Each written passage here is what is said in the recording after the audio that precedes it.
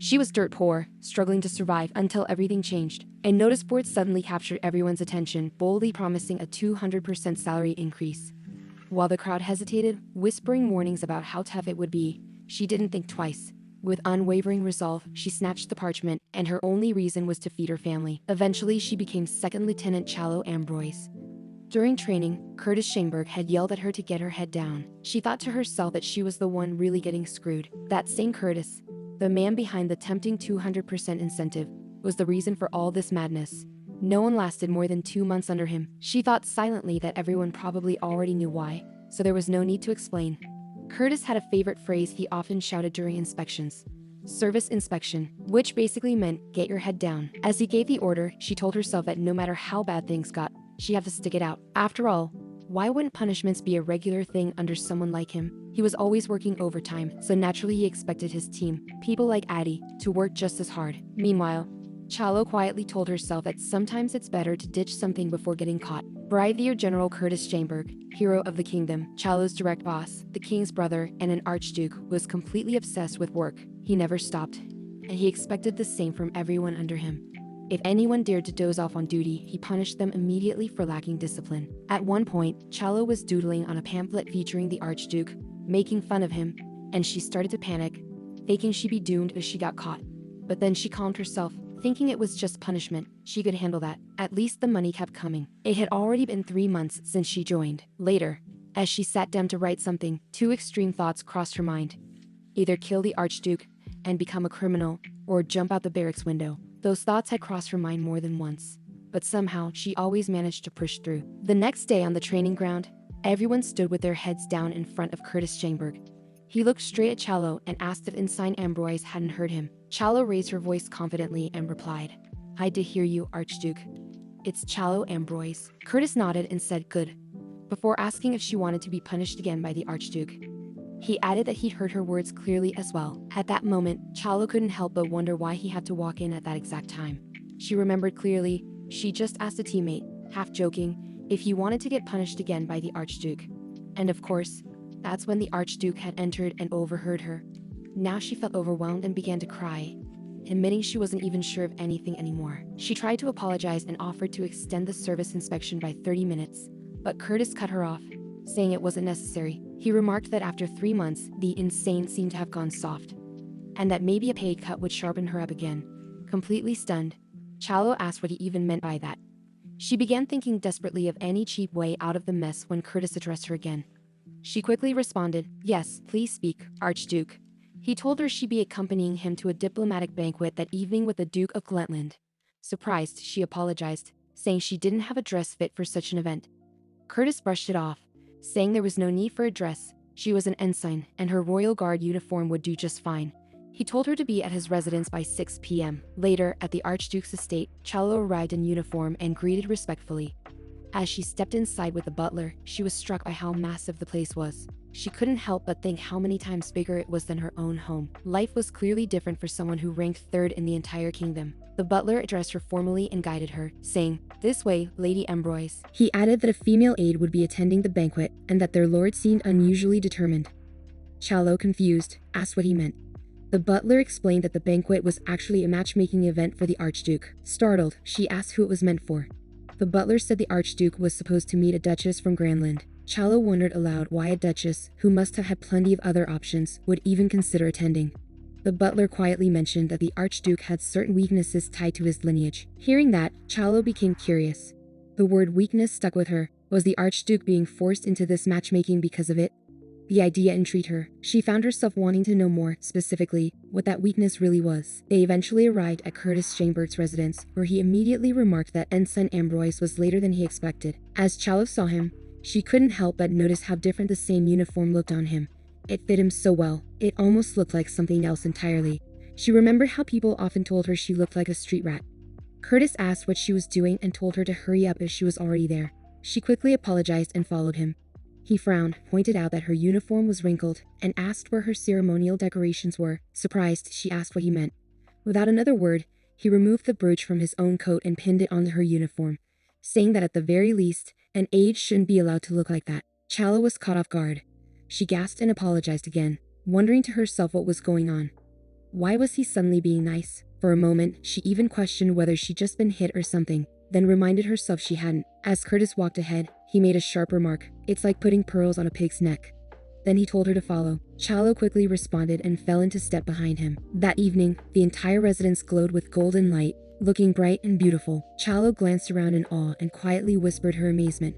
She started wondering if all the lights were electric. Just then, Curtis called her name, snapping her out of it. She quickly stopped looking around, apologized, and promised to behave properly. Soon after, the lord of the residence approached to greet Curtis and formally acknowledged his arrival. Curtis addressed him respectfully as Highness. The lord told him he'd been looking for him and invited him to take a look at something. He showed Curtis a large poster of a beautiful young woman and explained that this was his intended bride, Duchess Isabel of Glentland. Curtis looked confused and asked why she was being called his bride. He said he'd never heard anything about a marriage and pointed out that in royal families, the people getting married were usually the last to know. He also added that his surname wasn't Ivanis, so it wouldn't be a royal marriage anyway. He made it clear he had no intention of marrying her. She wasn't even his type. But the lord insisted, saying that because Curtis was his brother, he had to go through with it. He mentioned that the Duchess was already present that day and urged him to just get married. Curtis stood his ground, saying he would only do what he wanted. His brother pushed again, saying that since Curtis didn't have a girlfriend, he might as well get married. Chalo, standing nearby, could hardly believe what she was hearing. She silently wondered if this argument was really happening, between the highest-ranking people in Ivanez, no less. The whole situation felt disheartening to her. Right then, Curtis turned to the king and politely apologized, saying he needed to speak to his foolish brother. The king asked what he meant, and Curtis boldly declared that he already had a woman he promised to marry. His brother scoffed, asking if he was seriously supposed to believe that. Without warning, Curtis reached out, wrapped his arm around Chalo's waist from behind, and pulled her close. He had announced that the woman he'd been talking about was right there. Chalo Ambroise, the love of his life, who had recently entered his world. Chalo stood frozen in complete shock, her mind reeling. Me, she thought, barely able to process what had just happened. She always believed that life never went the way you expected, and that thought came rushing back to her now. But in that moment, something else rose up inside her, frustration, even anger. She found herself wanting to punch Curtis, or at the very least, make him bow his head to her just once. Because of everything that had happened that day, the two of them eventually found themselves alone together in a room. Chalo smiled and told Curtis Chamber to get his head down. And to her surprise, he did, without hesitation. From that moment on, both their lives changed forever. At one point, Curtis Chamber asked Chalo if she is going to cut her hair. When she didn't respond clearly, he brushed it off and told her to forget it. Later, while chatting with a teammate, Chalo explained the whole thing. Her friend replied that if Junhwa hadn't tied up Curtis' hair, and if he had let it down, it would have been cut immediately. Chalo, confused, asked if she meant his hair, but the teammate replied with a smirk, "No, I meant his neck." Curtis then made a passing comment about being obsessed with cleanliness. He addressed the king as Your Highness, and pointed out that despite saying he was going home, the king clearly wasn't. He also mentioned working overtime, like it was a normal expectation. Then, turning to Junwei, Curtis asked why he still hadn't gone home. He told Junwei he had seen the report he submitted, and that it was terrible. He ordered him to rewrite it properly. The scene then shifted to another room, where Curtis stood with his head lowered in front of Chalo. She looked at him and bluntly told him to try boiling it, referring to something unclear and calling him Your Highness sarcastically. The story returned to the moment when Curtis had announced his supposed romantic relationship. He told his brother that Chalo Ambroise was the woman he loved, someone who had recently entered his life. Both the king and Chalo were stunned. Curtis went on, saying that although Chalo was a little dumb, that was part of her charm. Hearing this, Chalo was furious. Her mind raced. What on earth was happening? Everything had seemed strange from the start, especially the sudden banquet invite. She thought that if he didn't clear things up soon, it could cause serious problems. Trying to stay calm, she began speaking to the king, respectfully attempting to explain the misunderstanding. But before she could finish, Curtis subtly kicked her leg and gave her a look, clearly signaling her to stay quiet. His expression said, "I'll explain everything later." The way Curtis spoke next was so layered and twisted that Chalo, completely out of her depth, couldn't even follow it. It felt like some special noble speak only dukes knew how to use. Still confused, she asked him directly what he was trying to say. But instead of answering, he grabbed her hand, looked her in the eyes, and began listing things in rapid-fire succession. Promotion incentives, special treatment, paid leave, salary talks, extra favors. It was like he was proposing an invisible contract at lightning speed. The king, noticing the intense gesture, asked what Curtis was doing and why he was holding Chalo's hands so tightly. Curtis calmly replied that in addition to all the benefits he just mentioned, he was also ready to give her anything else she wanted. At that point, Chalo's thoughts spiraled. What is going on? Is he trying to marry me? And if he was it because he truly loved her? She immediately shook off the idea, reminding herself that couldn't possibly be the case. She knew the harsh political reality of Ivanez. If an archduke married a commoner, he would be stripped of his noble title and lose all rights to the throne. To avoid that, he had to marry a noblewoman.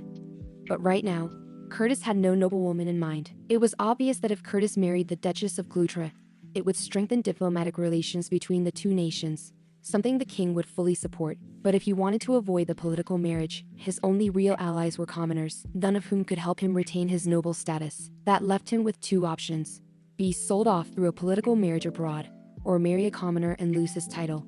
Neither was ideal. That's when Cello realized her own position in all of this. Despite her family's poverty, they were part of the minor nobility. By marrying her, Curtis could avoid the Duchess and still keep his status. She understood then that she held a rare advantage. The Archduke wouldn't be able to easily ignore her requests. She also figured that even if they got married, getting divorced later wouldn't be that hard. In her mind, she firmly decided one thing: Curtis Schaumburg was not someone she would ever love. Still, she wondered, was the deal he was offering really just for her sake? It seemed far too generous. Curtis leaned in and spoke softly, repeating his offer: promotions, incentives, special treatment, and added that she always seemed desperate for money. He asked if he was wrong. That hit a nerve. Suddenly, Chala thought of her siblings. Her little sister's voice echoed in her mind, how she once said that if you poured water on bread, it would make more to eat. Her brother's words came back too. How he joked that if it weren't for her, he'd be fat by now. Chala clenched her fists, emotions bubbling up, and admitted with frustration that Curtis was right. Then she turned to the others and calmly said she had received a marriage proposal from the Archduke.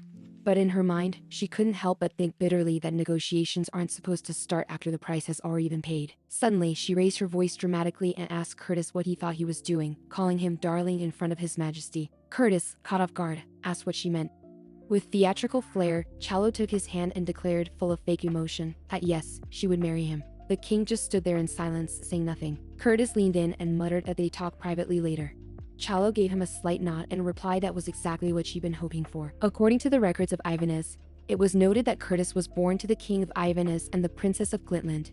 His mother was known for her exceptional wisdom, so much so that she had once made a heartfelt request. She didn't want her son to get caught up in political struggles. Because of this, she asked that he be allowed to hold noble titles in both countries. Her wish was granted, and Curtis received dual noble titles in Ivanez and Glitland. But that decision brought its own complications.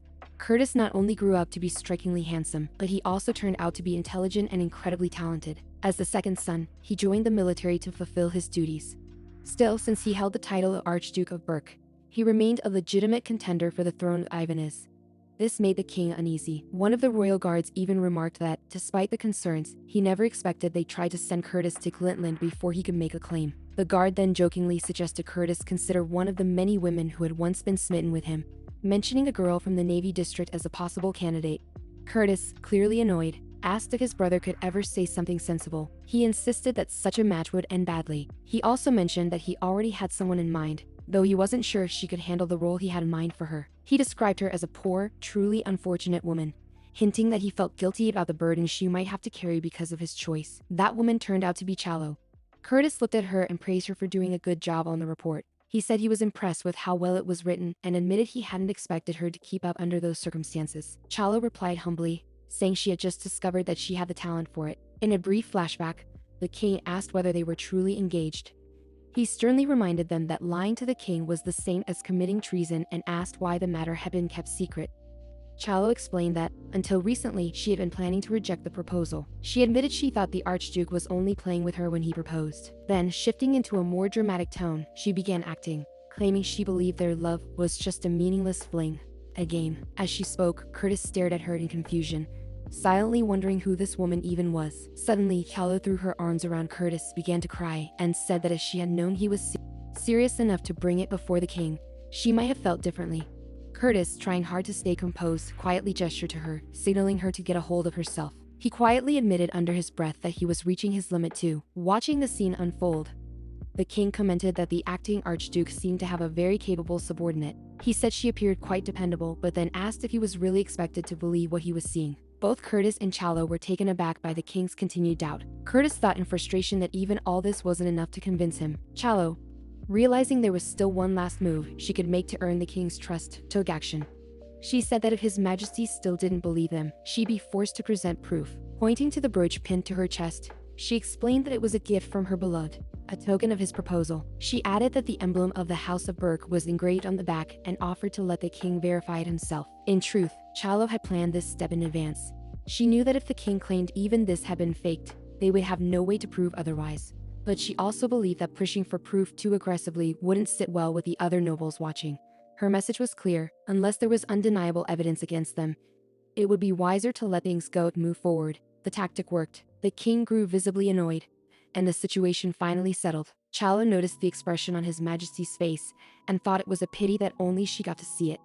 Deep down, the king was sure everything had been staged, but he grudgingly accepted it, thinking bitterly that even if it was fake, he had no choice. Later, Curtis quietly told Chalo that if he'd been on his own, he never would have seen that look on the king's face. Chalo admitted that, at first, she had planned to ask for his help in a more subtle and polite way. Then she asked what he intended to do next, especially about the marriage. Curtis replied that there wouldn't be a real marriage. He had only meant for her to pretend to be his partner. But things had escalated so far that he no longer had any other option. Chalo asked if he even realized what he was implying, that he was now asking her to act as the Archduchess, someone he was supposedly deeply in love with. As the truth sank in, she started to feel a quiet sadness. Tears welled up in her eyes as she realized that this was how she was going to get married. Without ever having experienced real love, trying to steady her voice, she thanked him. When he asked what she was thanking him for and said it wasn't a big deal, Chalo replied that now that things had gone this far, she wasn't going to be the only one left with regrets. Chalo said she had her own conditions too. After everything she had gone through, she felt it was the least she could ask for. She told Curtis that, at that moment, she believed she was just someone he could do without, not essential, but someone he still wanted to keep in check. Curtis admitted that her assumption was right. In response, she told him to kneel. Surprised, he asked if she was serious. She confirmed she was. Internally, she thought with a hint of amusement that he should hurry up already.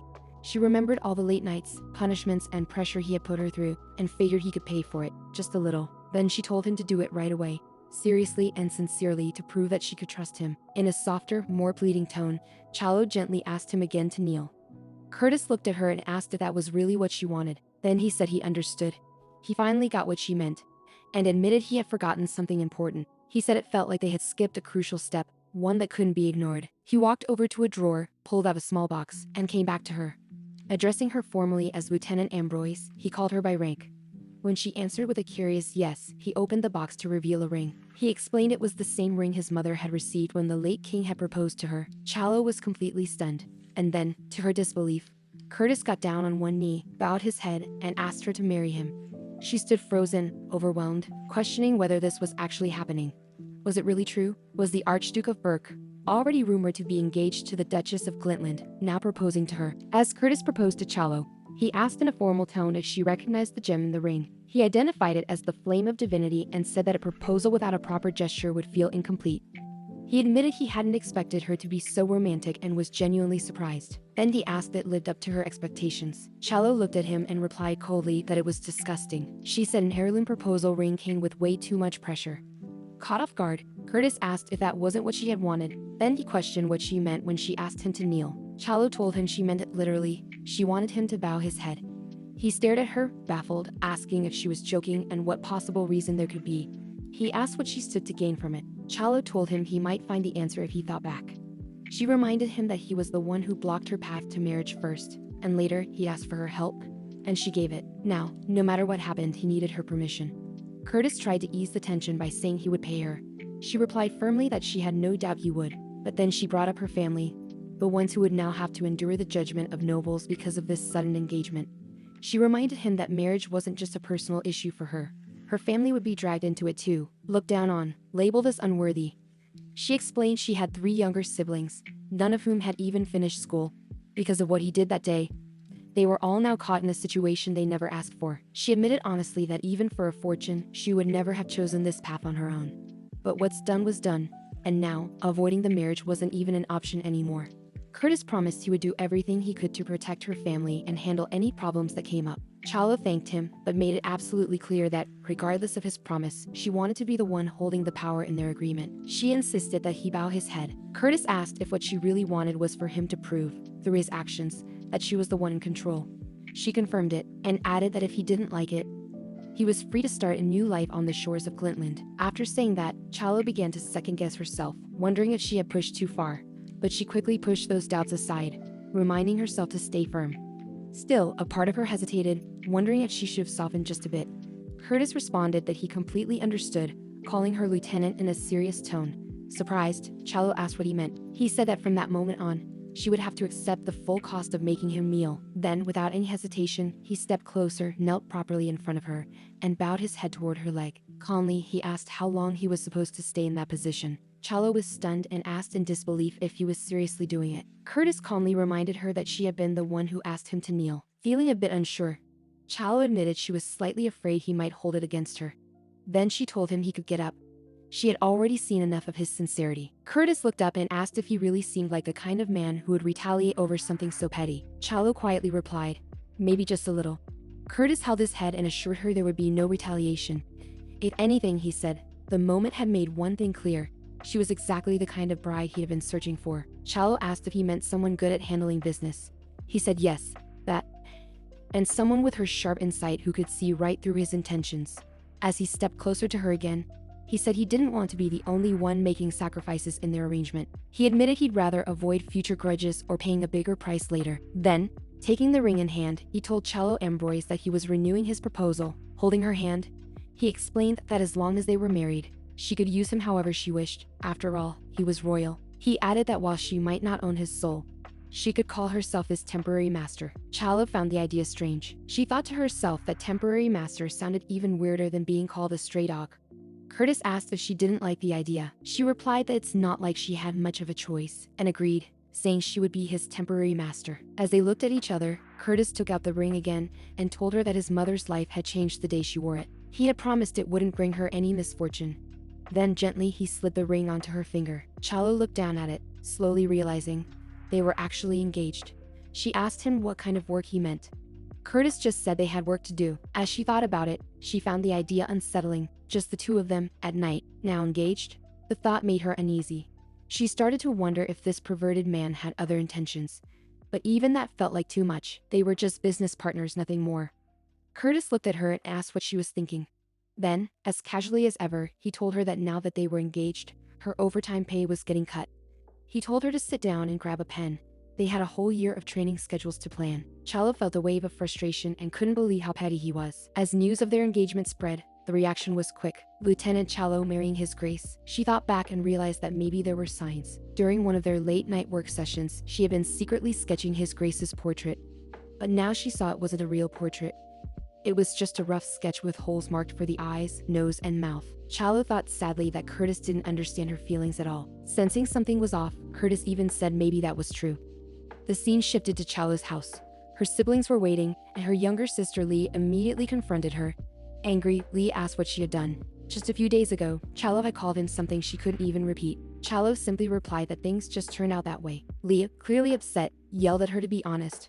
Was she really just being sold off for money? Chalo, bitter, admitted that Leah was right. Curtis was a fool who didn't understand her feelings. And yes, that was true. Lee scoffed and asked sarcastically who would even spend money to buy someone like Chalo and then actually marry her. She asked if Chalo thought she was stupid. Frustrated, Chalo started hitting her and shouted, asking if she was her sister or her enemy. Trying to lighten the mood, Lee asked when the wedding was. Chalo didn't answer, she just made a hand gesture. Lee interpreted it as 7 months and said that was sooner than expected. But Chalo, crying now, corrected her, it was in 7 days. Lee's eyes widened in shock. She screamed that Chalo had completely lost her mind. The scene shifted again, this time to the palace. A noble lady sat reading the newspaper, where the news of Chalo Ambroise's engagement was printed. After reading the article, the woman asked aloud if that was really all the information they had on Chalo Ambroise. The scene shifted to a strange room where a man offered a cup of tea to a boy and asked him to describe what he had seen that day. The boy took the tea with trembling hands, saying he could not forget that day, and that it felt as if he had seen a ghost. He wondered how a woman with such a terrifying face could have been in front of him, and how someone like her could be called darling. Meanwhile, the news that Chloe had married Curtis was published in the newspaper, and even the king had seen it. The king mentioned that it was quite rude, and now Curtis was behaving like his father by performing royal duties in a manner that was unbecoming. He was sitting with the Duchess, who was having tea, and she remarked that it seemed she had unintentionally brought turmoil to the royal family and sincerely apologized for it. The king replied that he should be the one apologizing for a member of the royal family openly declaring that they did not care about the national interest. The Duchess added that from the royal family's perspective, it might actually be a good thing. After all, wouldn't people rely more on the king than on someone who neglected national interests and only pursue personal gain? The king appeared excited by this observation, saying she had a good point and that the duke certainly knew a thing or two. He also said that since the marriage declaration had become official, they could no longer interfere. But love could easily fall apart. Therefore, he asked why she did not stay a little longer. She replied that it would be an honor. Then, as he was leaving for work, he asked her to take care of herself, and she agreed. After he left, she angrily threw away her fan until she finally made it to Evanes, lamenting that if only she had had a chance to meet him before the wedding. She thought to herself that it was not over until it was truly over. She rang the bell and called a maid, asking where the items she had brought as part of the dowry were kept. The maid told her they had been stored in the next room. The lady then went to check on the items and found 2 vases, suggesting that they be sent as a wedding gift to Curtis. That night, Chloe went to Curtis' office, introducing herself as the warrant officer. Curtis invited her in and inquired whether she had finished moving and if her family was adjusting well. She agreed, saying that they seemed to like it quite a bit and that it was good. She added that now that her family's safety was secured until the wedding, the two of them also needed to take care of what must be done as the first step to becoming a married couple. All 3 of them sat down to review the agreement. Noel suggested they check the terms each of them had submitted, and he proposed to start with Chloe's conditions first. Chloe stated that her first condition was no overtime work during the contract period. Curtis immediately denied this, but Chloe insisted he hear her out first and wondered if he was a heartless boss who would force his wife to work hard. Curtis admitted that he was heartless, but explained that being a husband and being a boss were 2 different roles. He said that overtime was sometimes unavoidable and that she would have to act as the Archduchess around the clock. There would inevitably be situations where she would need to handle key duties, such as attending banquets. Chloe was confused and asked if those duties would also count as overtime. Curtis told her not to consider those occasions as overtime, and that as long as the extra work was limited to her duties as the warrant officer, there would be no overtime. Chloe was pleased that her request had been approved. Curtis mentioned that they first needed to consult the military law committee to determine if she could remain his adjutant after the marriage. She said that would be fine, and he asked how the warrant officer knew about that procedure. Noel wondered who else could be his adjutant if not her. The next clause concerned a separate contract fee of 1 million Sing and a 400% salary increase. Curtis said the contract fee was acceptable, but the salary increase was not. She asked if he was really that stingy. She explained that the salary came from the national treasurer, so the king would oppose any such raise. Instead, Curtis offered to pay her 1 million Sing per year as a maintenance allowance. She agreed when she heard the amount and promised to do her utmost in the marriage. Thus, the second clause was also approved. Noel then stated that the final clause required Curtis to always obey her. He read it aloud with a glare, wondering if it was some kind of service inspection, which was beginning to irritate him. Chloe replied that it was not like that. She simply wanted to have it in writing. While they were at it, there were detailed provisions. Curtis would regard her as his superior, show her respect, and grant any request 3 times during the contract period. Curtis questioned what that was supposed to mean and asked if she thought he was some kind of magical lamp granting wishes. She denied this and explained that she had put thought into it. After all, what she was doing was openly defying the king, and if the king got angry, it would be easier for him to target her rather than Curtis. Curtis agreed with this logic. She continued that her life and her family's lives would be in greater danger than Curtis. Curtis agreed, noting that she said 3 times during the contract period and that he should prioritize her interests over his own, which he also approved. Noel suggested reviewing Curtis' conditions. Chloe would have to take the Schanberg surname and fulfill her duties to the best of her ability.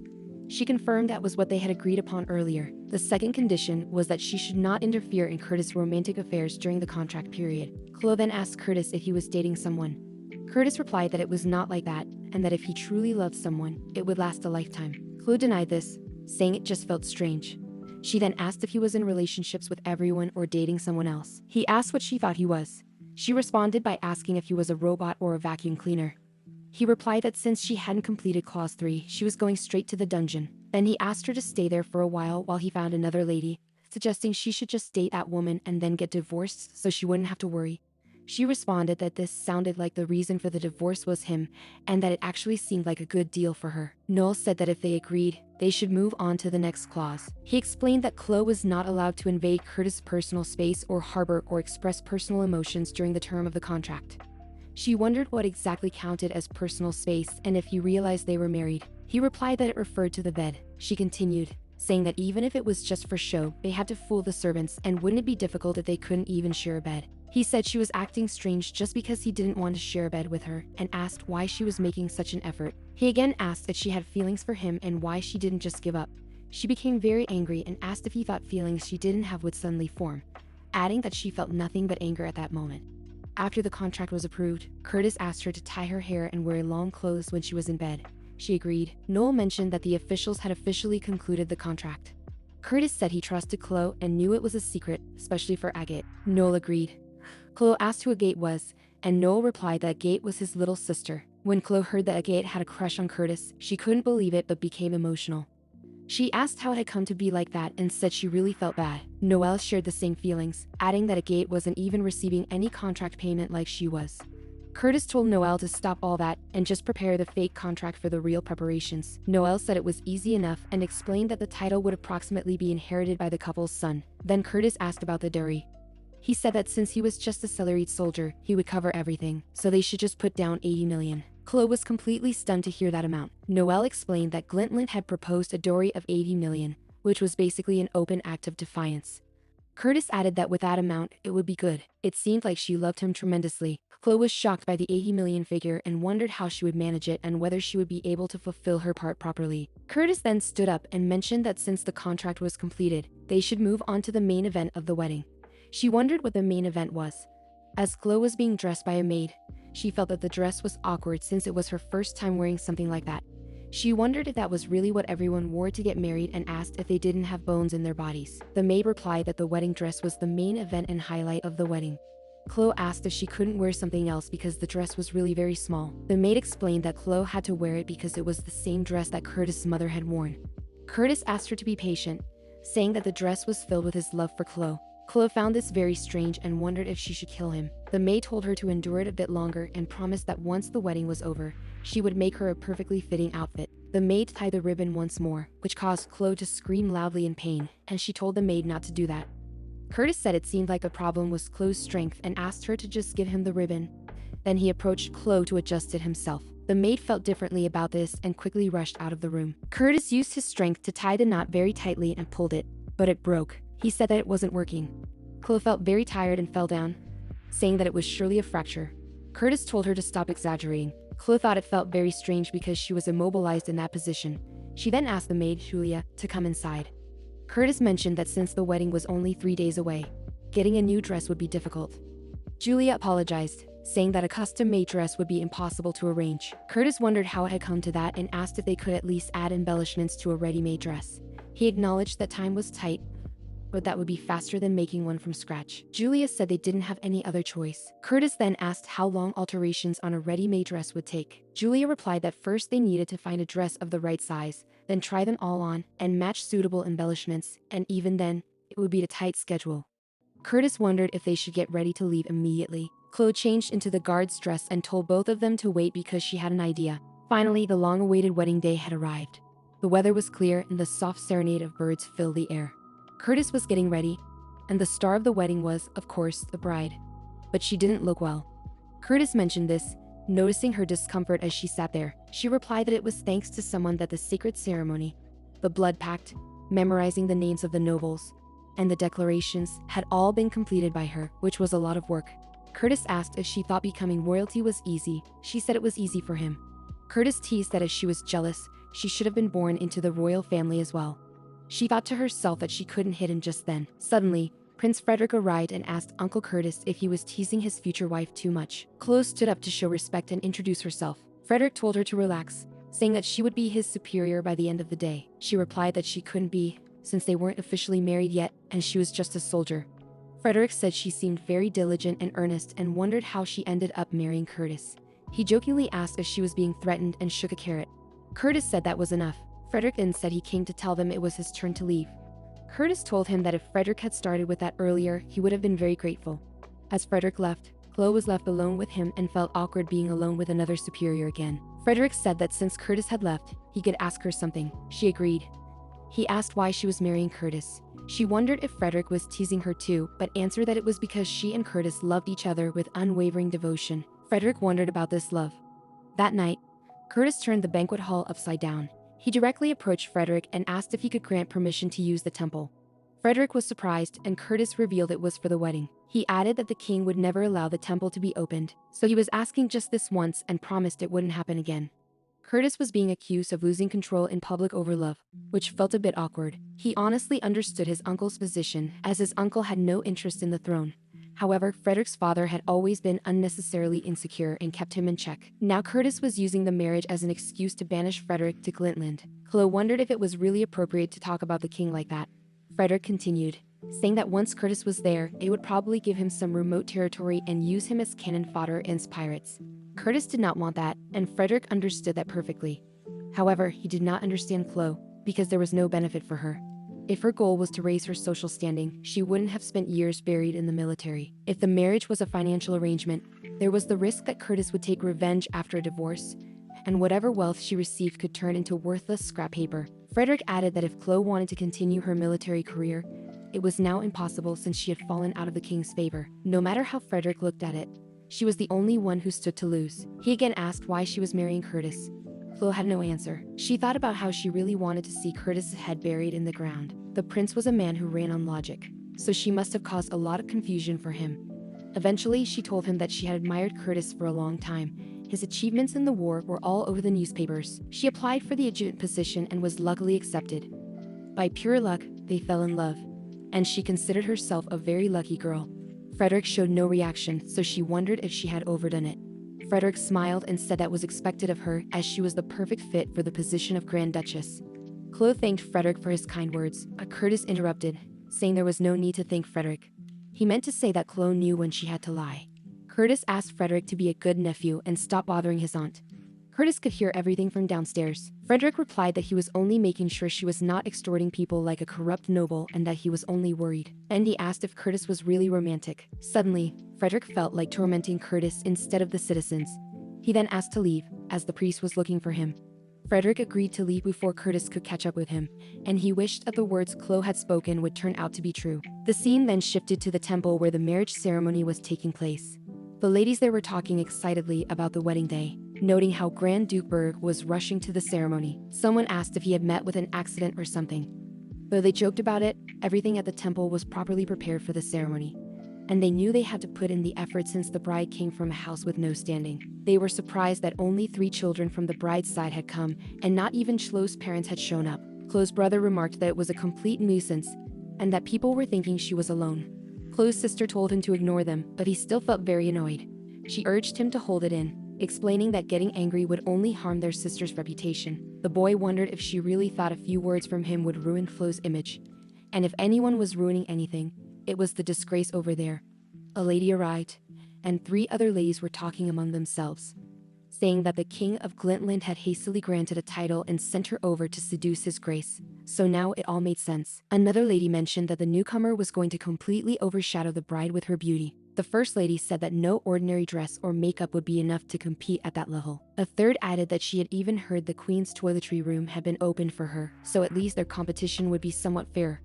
She had gone that far just to win by a hair. As they all talked, Ezra asked everyone to take their seats, announcing that the ceremony was about to begin. The 3 ladies wondered how well the bride had prepared herself as the ceremony was about to start. Finally, the groom and bride made their way inside, shocking everyone because Chloe was wearing her military uniform at her wedding. The scene recalled an event from 3 days ago when Chloe was experiencing pain in her ribs caused by Curtis's actions. She then suggested a better idea to both of them: the essential decorations required for a royal wedding were the crown and the ceremonial sash. Julia agreed, stating that without those items, the marriage would not be recognized. Chloe added that since they already had the crown sent by Her Highness Beatrice, there was no need to worry about that part. Curtis remarked that Chloe was not planning to wear just the crown and underwear. Chloe denied this, explaining that they were royal guards and asked if he knew that the guards had their own ceremonial uniform. Julia was surprised and asked if Chloe really intended to wear the military uniform at her wedding. Curtis wondered if she meant the white ceremonial uniform, to which Chloe agreed.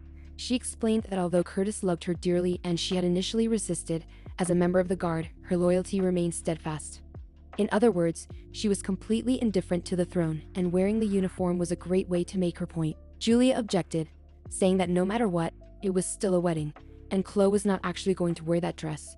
However, after giving it some thought, Curtis agreed that it was a good idea, and they proceeded with an unprecedented wedding featuring the ceremonial uniform. Returning to the present, people were surprised and wondered what kind of political move this represented. A man remarked that no one would have expected someone to wear a military uniform at a wedding, but it looked very impressive. He also noted that the queen's crown suited the military uniform perfectly. The three ladies who had been talking earlier looked at the lady they had been discussing and said that they had initially thought the bride would never measure up to the Duchess of Blantland.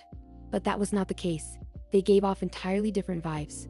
Curtis and Chloe approached priest, who excused Reverend James Luther and took his place as the witness of the Holy Union. Before Ivane's guardian dragon Avanes and Grand Asad, they both swore that their love would last forever. Curtis thought about the word forever, though he already knew that they would part soon.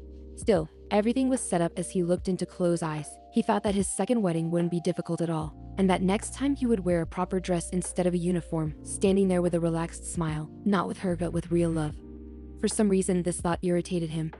Until that day came, he knew he would have a mountain of things to do. Priest asked if the bride also swore, and when Chloe agreed, Curtis smiled. The other ladies commented on that smile, saying he was really handsome. Honestly, one lady had come just to see Curtis. Priest then asked the groom if he had something to present as his vow before God. Curtis agreed, and a necklace was brought out. He put it around Chloe's neck, standing very close, which made her feel flustered. He told her that the necklace really suited her uniform. The priest asked them to continue with the vows.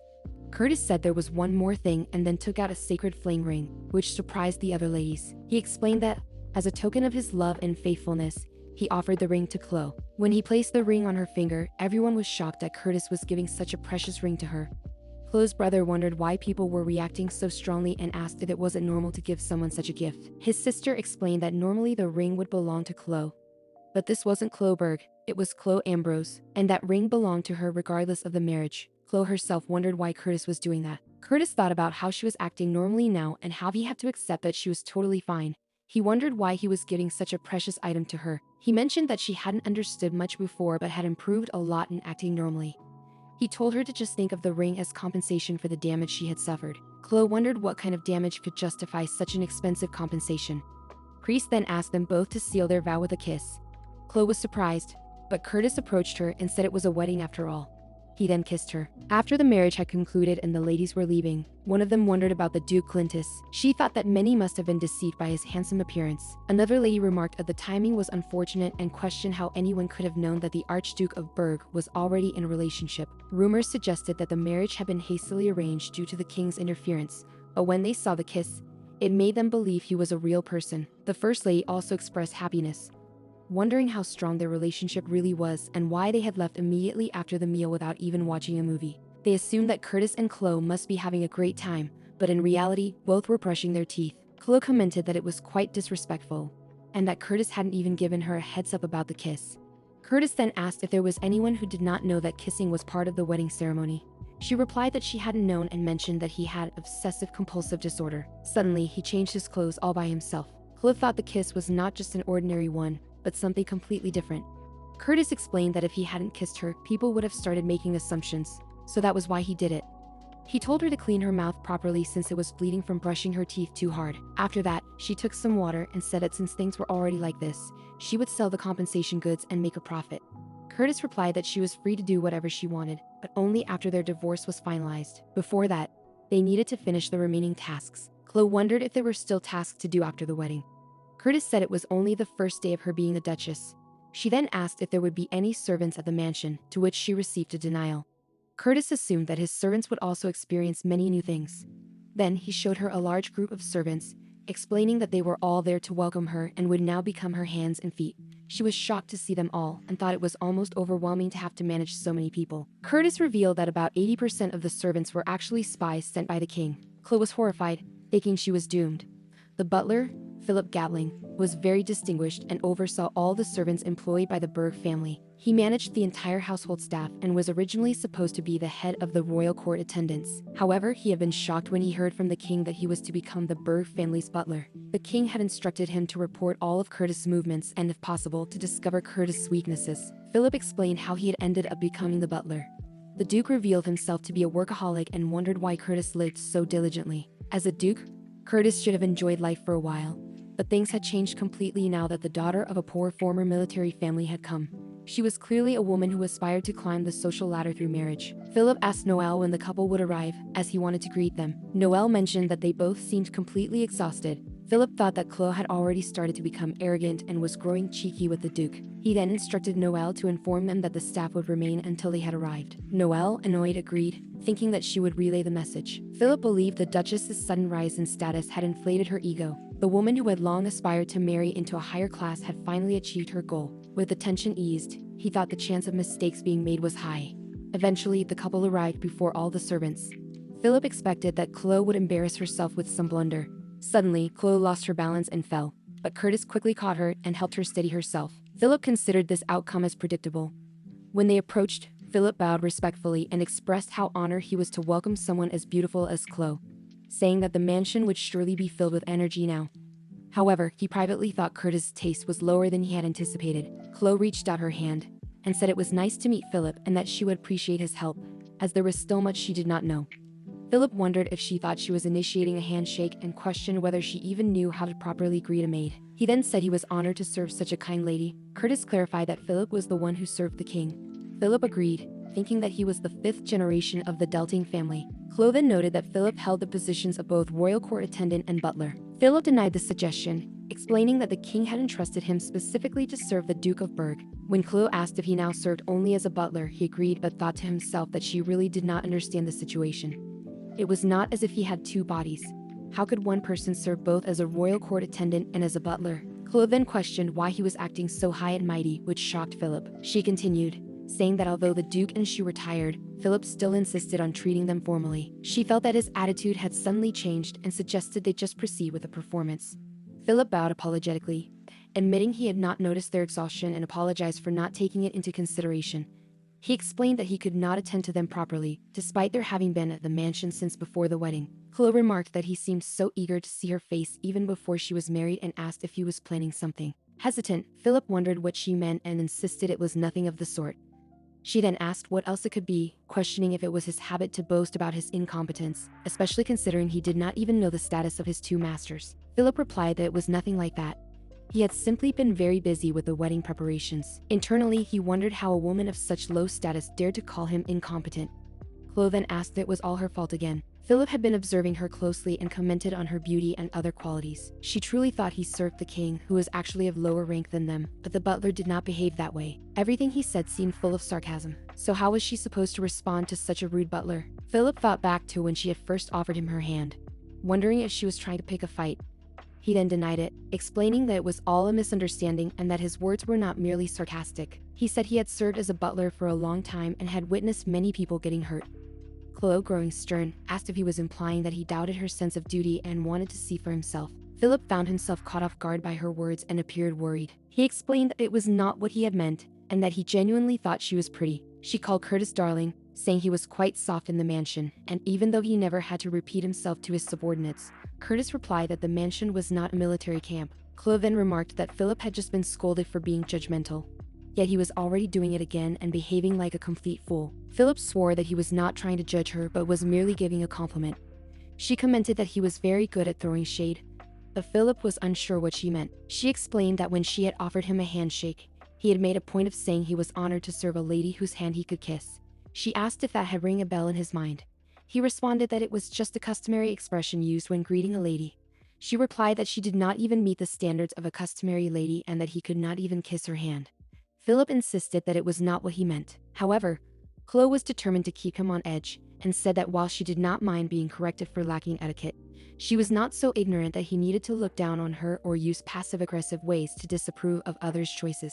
She felt as if he was reading from a manual.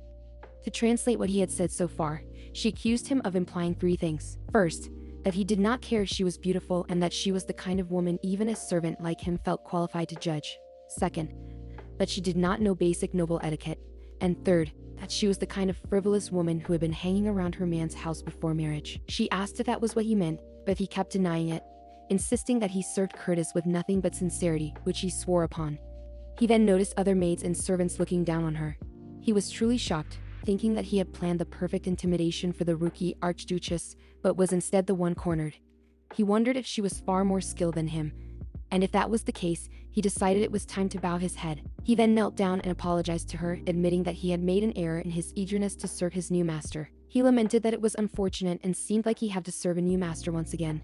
He wondered if she was going to fire him, but he was sent by the king, so he believed there was no way they could fire him, or maybe they could. Philip wondered if Chloe was the type to act outside the bounds of common sense and questioned whether such a thing could really happen. Curtis, putting his hand lovingly on Chloe's shoulder, asked her to end the discussion, reminding that Philip had been sent directly by the king.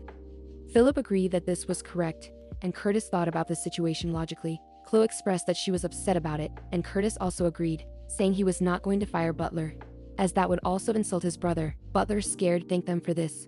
Curtis continued by acknowledging that Philip had indeed ruined Chloe's first night of marriage, and that he must offer his sincere apology, something like a service inspection. Philip considered this and wondered how soldiers typically receive punishment. Curtis asked Chloe how that sounded and what she thought about the punishment. Chloe mentioned that it seemed quite lenient.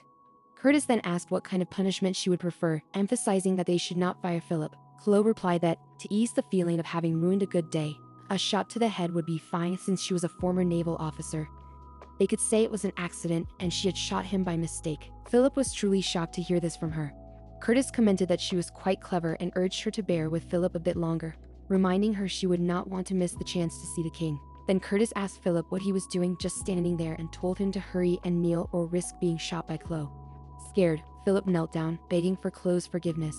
The other maids and servants were shocked to see Philip enduring such humiliation. Curtis asked Chloe what they should do next, pointing out that they could not punish Philip twice for the same matter. Chloe said it could not be helped and that she supposed she would have to let it go this time. She then approached Philip and warned that if he repeated that behavior, the bullet might reach him before he even had a chance to bow his head, so he should keep that in mind. Philip, terrified, promised he understood and showed the deepest apology. Chloe said that, as a form of reflection, a light punishment would be sufficient and instructed Philip to maintain that posture for 3 hours. Philip was shocked, realizing he would have to endure it for so long. Afterwards, both Chloe and Curtis went to eat, feeling hungry, and asked the other maids and servants to prepare dinner. Philip, left alone, wondered if they were really going to leave him like that for 3 hours. All the servants eventually left, and Philip remained in that position. While having dinner with Curtis, Chloe found the food to be delicious, the alcohol excellent, and the appetizers very savory. Curtis asked if she was satisfied. Outside the window, they could still see Philip being punished. Chloe agreed that her overwhelming work stress had completely vanished. Curtis remarked that when it came to the black eyes of the king, Chloe could enjoy herself to the fullest as a way to relieve stress, and warned that things were only going to get worse from now on. Chloe then asked how much Curtis intended to put on her stress. He replied that there was probably even greater stress than his, and from that day onward, she would be using the main building, with her room located directly below his. She wondered if that was on the second floor. He confirmed it and added that the space would be cramped. If she wanted a larger room, she could use the third floor of the West Wing, where his mother used to live. But he did not recommend it. That mansion lacked a secret passage and was not a suitable place for royalty. The king had intentionally assigned him to a place like that. Given the situation, if a mysterious fire were to occur in her room, wouldn't it be easier to escape by jumping from the second floor than the third? Chloe felt stressed by all of this. As she put down her fork and knife, Curtis asked if she had finished eating. She agreed and mentioned that she had heard some rather unappetizing sounds. Curtis told her she would get used to it gradually and suggested they finish their meal, then rang the bell. A maid arrived, asking if they had finished.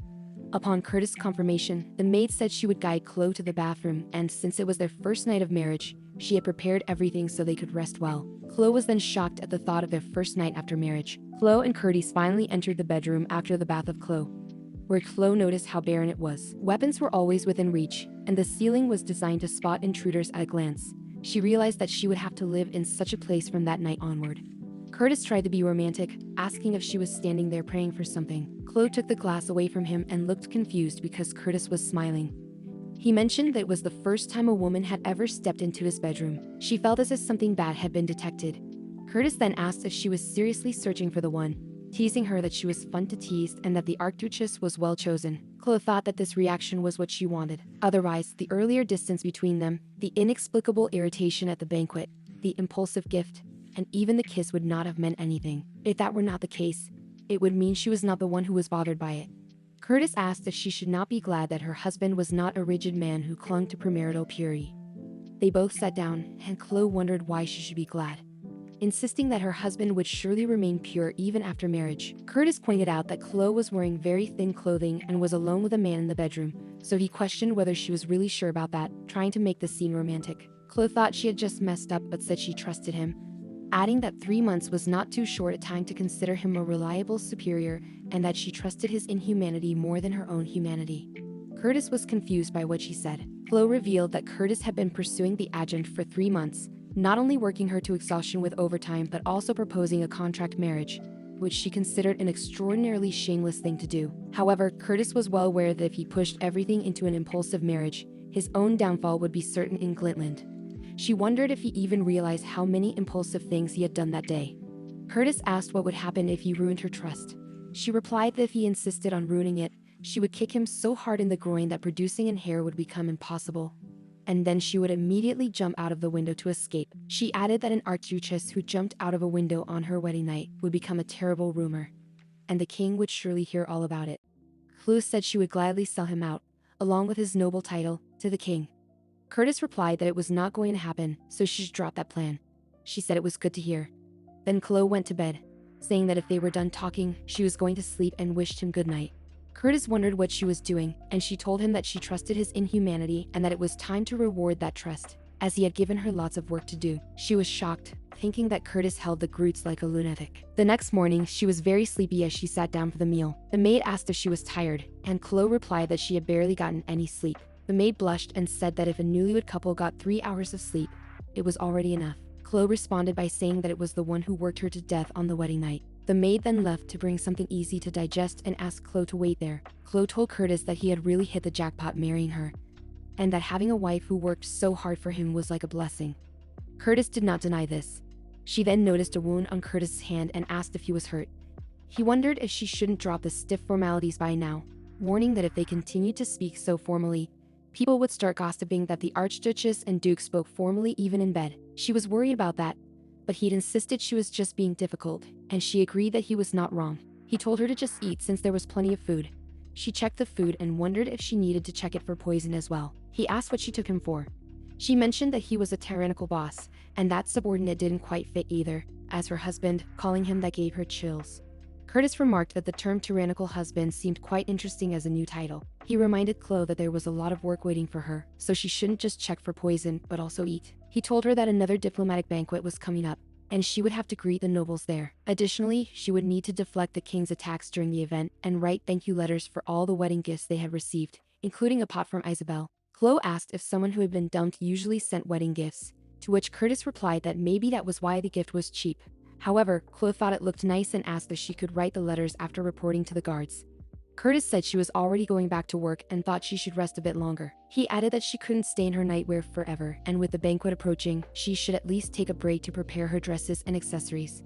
Chloe mentioned that she did not have any luxury items, so she asked if she would have to buy them.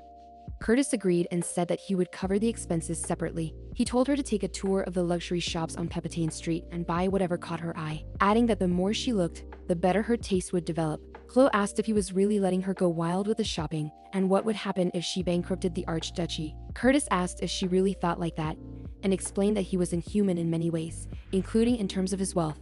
Chloe said that was very annoying, but besides that, wealth and personality alone were not nearly enough to define humanity. Suddenly, they noticed a bedsheet hanging nearby with blood on it, which shocked them both. The scene shifted to Agate Montfils, the younger sister of Noel, who was crying to her aunt, Flandre Marquis, wondering what she should do since Curtis had gone ahead and married without her, which made him seem like a cold-hearted person. Flandre asked what she could do, reminding her that Curtis was already married. She thought Agate was tired and questioned how long she was going to keep crying. A lady arrived, and Flandre called her to bring some ice water.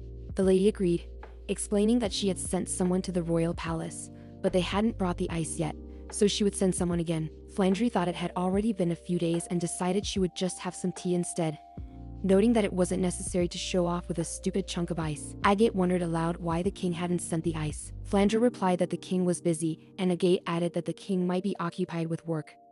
Flandre thought the king's personality was simply difficult, and that it wasn't like he had to bring the ice himself. It was just part of the power struggle. She said that if she sided with the Curtis family, she wouldn't get anything, which was a threat to her, and that was ridiculous. She then mentioned she would just blame it on her heat intolerance.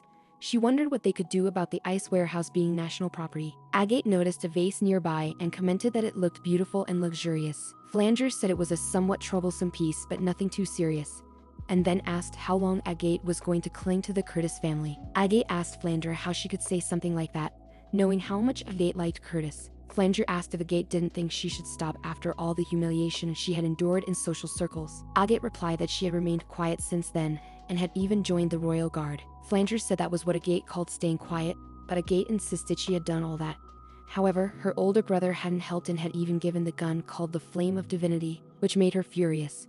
Flanger thought Agate should reflect on why even the shrewd Noel hadn't helped. Then Flanger mentioned what Agate could do, reminding her that they were already married and asking why she didn't try to divert her mind. She said she thought that would make Agate feel a bit easier as well. Agate agreed that she would try to divert her mind and planned to buy more jewels than the Flame of Divinity. She also suggested going to Bazarur, where their ancestors had sold the Flame of Divinity, so they must have something even better now. Flanger asked Agate to go there with friends her own age. Agate kept urging Flanger to go out with her so they could get some fresh air and even eat some ice cream. After considering it, Flanger agreed to go along. The scene then shifted back to Chloe, where another knight was shocked to see something. The butler explained that it was to announce that Curtis' wedding had been officially held. The boy was shocked and wondered what century they were living in for something like that, and asked if Chloe was really fine with having it hung there. She replied that she was not fine with it. Just then, Curtis arrived and asked if they thought the king would be satisfied with just a wedding certificate. Chloe noticed a cut on his hand, but Curtis was hiding it, telling her not to mind because it was just a small cut. She told him it wasn't like she cared if he got hurt and that he should just do whatever he wanted. She added that they had already spent the previous night together in bed, so wasn't that the whole act? Curtis asked if she really thought people believed that, and even if they did, what would she gain from it? She wondered what she could gain. It was just the result of an impulsive decision, and the king didn't demand proof of the first night. But that was only because everyone already knew the marriage had been forced by the king's will. Yet, Curtis had used his own blood for that.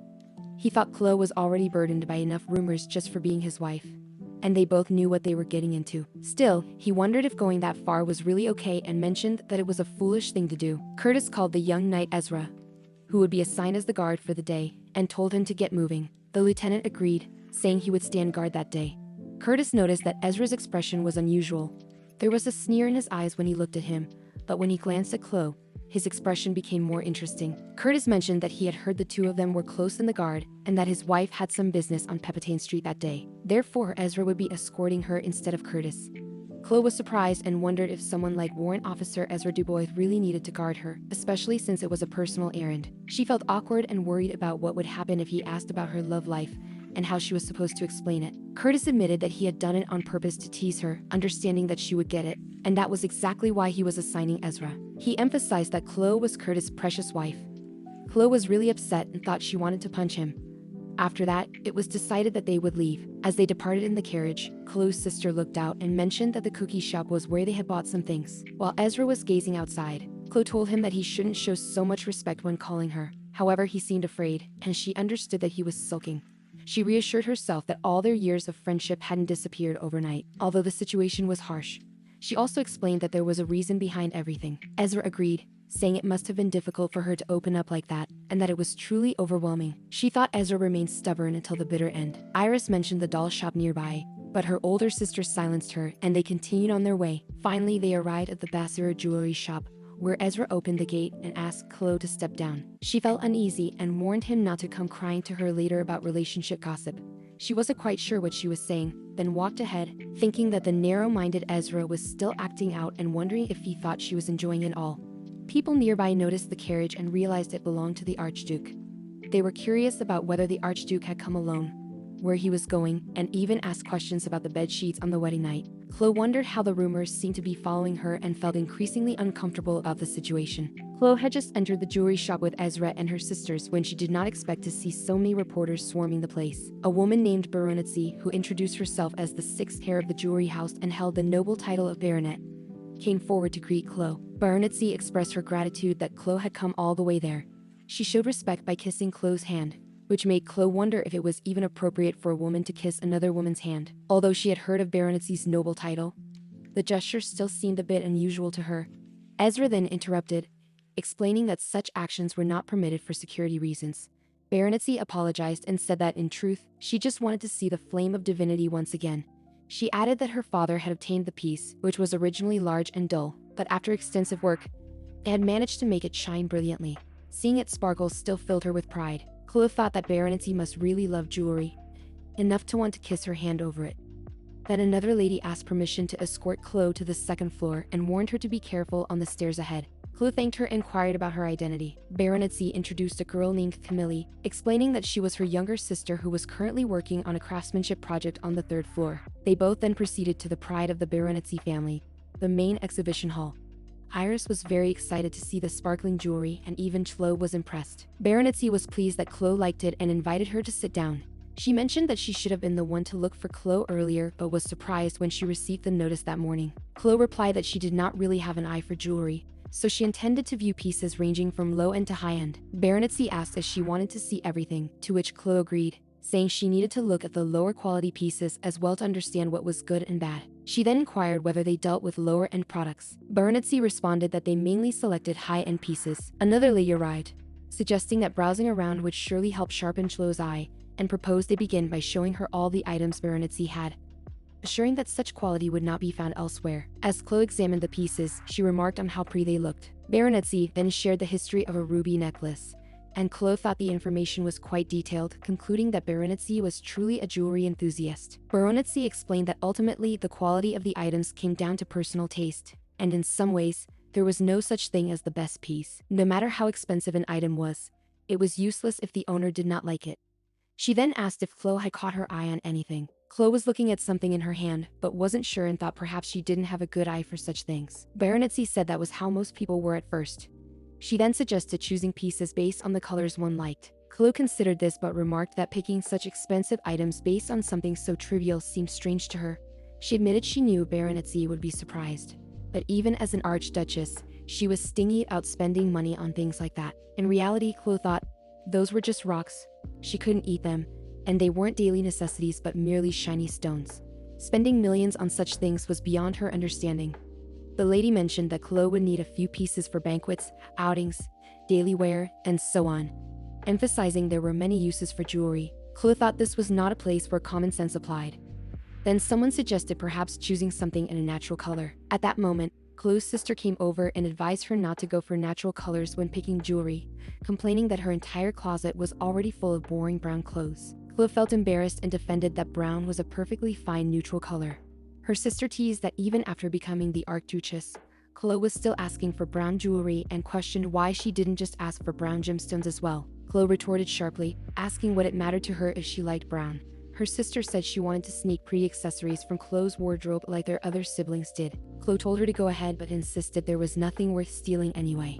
Her sister replied that was exactly why Chloe needed to buy something nice. Then the Archduke said that Chloe could spend however she wanted. Iris joked that Chloe was buying brown because it reminded her of Iris, but it was clearly a lie, as Chloe explained that brown clothes were cheap since they didn't require dye.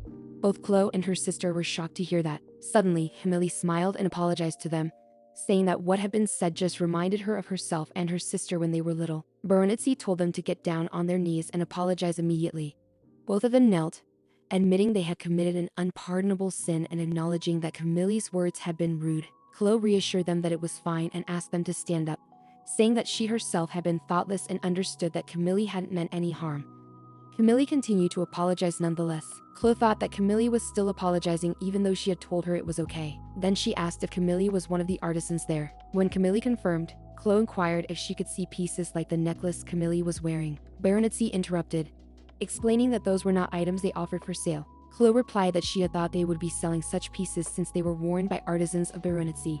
She added that while she liked bigger gems, she couldn't wear something flashy all the time and also needed some for her sisters. Camille then explained that the necklace had been made by her father and offered to show Chloe her father's collection if she was interested. As Camille showed the collection to Chloe, she found the pieces incredibly cute, so much so that even children could wear them. Iris was particularly drawn to a heart-shaped jewel.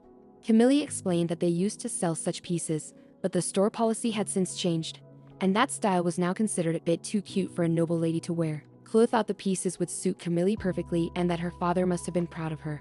Iris then playfully put on a princess crown to show Chloe, who complimented her, saying it looked good on her. Camille mentioned that the crown had actually been made for a real princess and that it had been 10 years since their father passed away and they had stopped producing such items.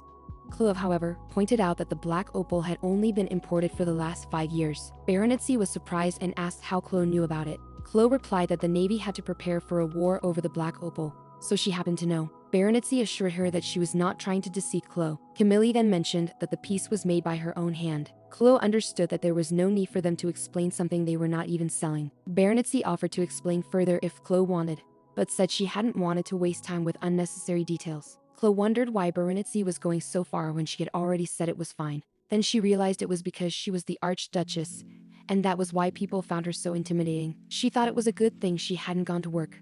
Otherwise, she might have caused a scandal without realizing it. Although it was still a bit burdensome, she decided she should get going. Chloe reassured them that it was really fine and that she was not upset at all. She only mentioned that the piece she was holding looked so good, and it was a shame they were not selling it.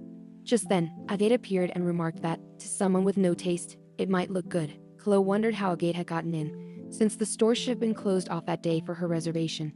She realized that Agate was someone she knew from before. This reminded Chloe of a conversation between Curtis and Noel, where Curtis said he really trusted Noel, but Noel knew he had to keep that trust a secret, especially from Agate. Agate was Noel's younger sister and had a crush on Curtis. Chloe thought it was really unfortunate. Noel agreed, adding that Agate didn't even get a singing bonus like Lieutenant Ambroise. Curtis then told Noel to stop messing around and to prepare the fake contract for the Royal Archives. Chloe stopped recalling the conversation, thinking that Agate was that pitiful girl who had fallen in love with Curtis. Baronetcy asked Agate if they could go somewhere else to talk first. Agate wondered why she should go and questioned whether Chloe was more important than her. Baronetcy apologized, but Agate insisted, asking if Chloe was really more important than she was. At that moment, Ezra stood up and told Agate that it was enough. He explained that Agate was only showing her happy side because she saw him, and he revealed that he was the guest who had made the reservation that day. Ezra added that if Agate had come to try on engagement rings, he found it quite strange. Chloe then mentioned that Noel was a very respectable person, polite, professional, and incredibly considerate, but she said his little sister was very arrogant. Agate did not feel pleased hearing that. Chloe teased Agate by asking if she really thought Chloe looked like Ezra's fiancé. She gave a teasing smile and showed her ring as a sign. Agate wondered how Chloe could know who she was. Chloe responded that if Agate truly didn't know and had come all this way, then she must have had many chances to find out. She pointed out that there were reporters outside and staff from the store who surely knew. Chloe implied that if Agate still hadn't caught on, she must be really stupid. Observing Agate's reaction, Chloe wondered if she was even 20 years old, but decided it was pointless to argue with a child. Ultimately, Chloe reminded herself that she was the one who had ruined Agate's years-long crush. Agate probably just wanted to throw a fit out of frustration, and then she introduced herself, saying that she understood why Agate was upset, but insisted that fighting wouldn't help anyone.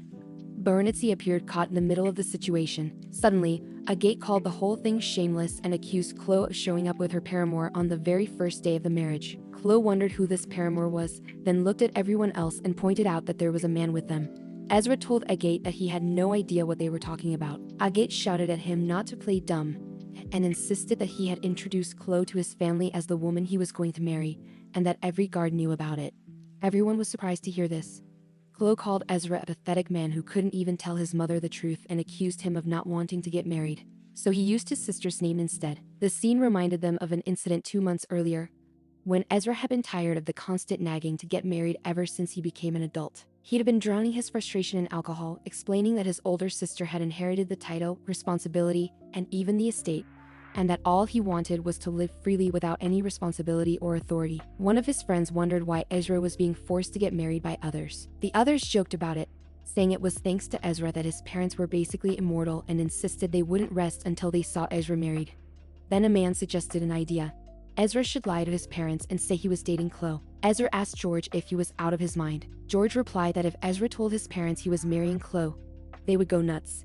He added that Chloe had a family but no other assets, and she was a former Navy officer, basically a goddess sent to save him. All the guards became angry upon hearing such remarks and questioned how he could speak about Chloe like that. George immediately apologized to Chloe for his words, but Chloe replied that it was fine since Ezra wasn't taking her to his house. She didn't care what he did. She told him he should do whatever he wanted. As others began to beat George, they suddenly stopped upon hearing her response and became emotional, calling Chloe a legend. Someone even mentioned that Ezra owed her 100 meals. However, that person added that Ezra's house had been completely turned upside down, and naturally he had to go there, which was why he got a few more years on his marriage deadline.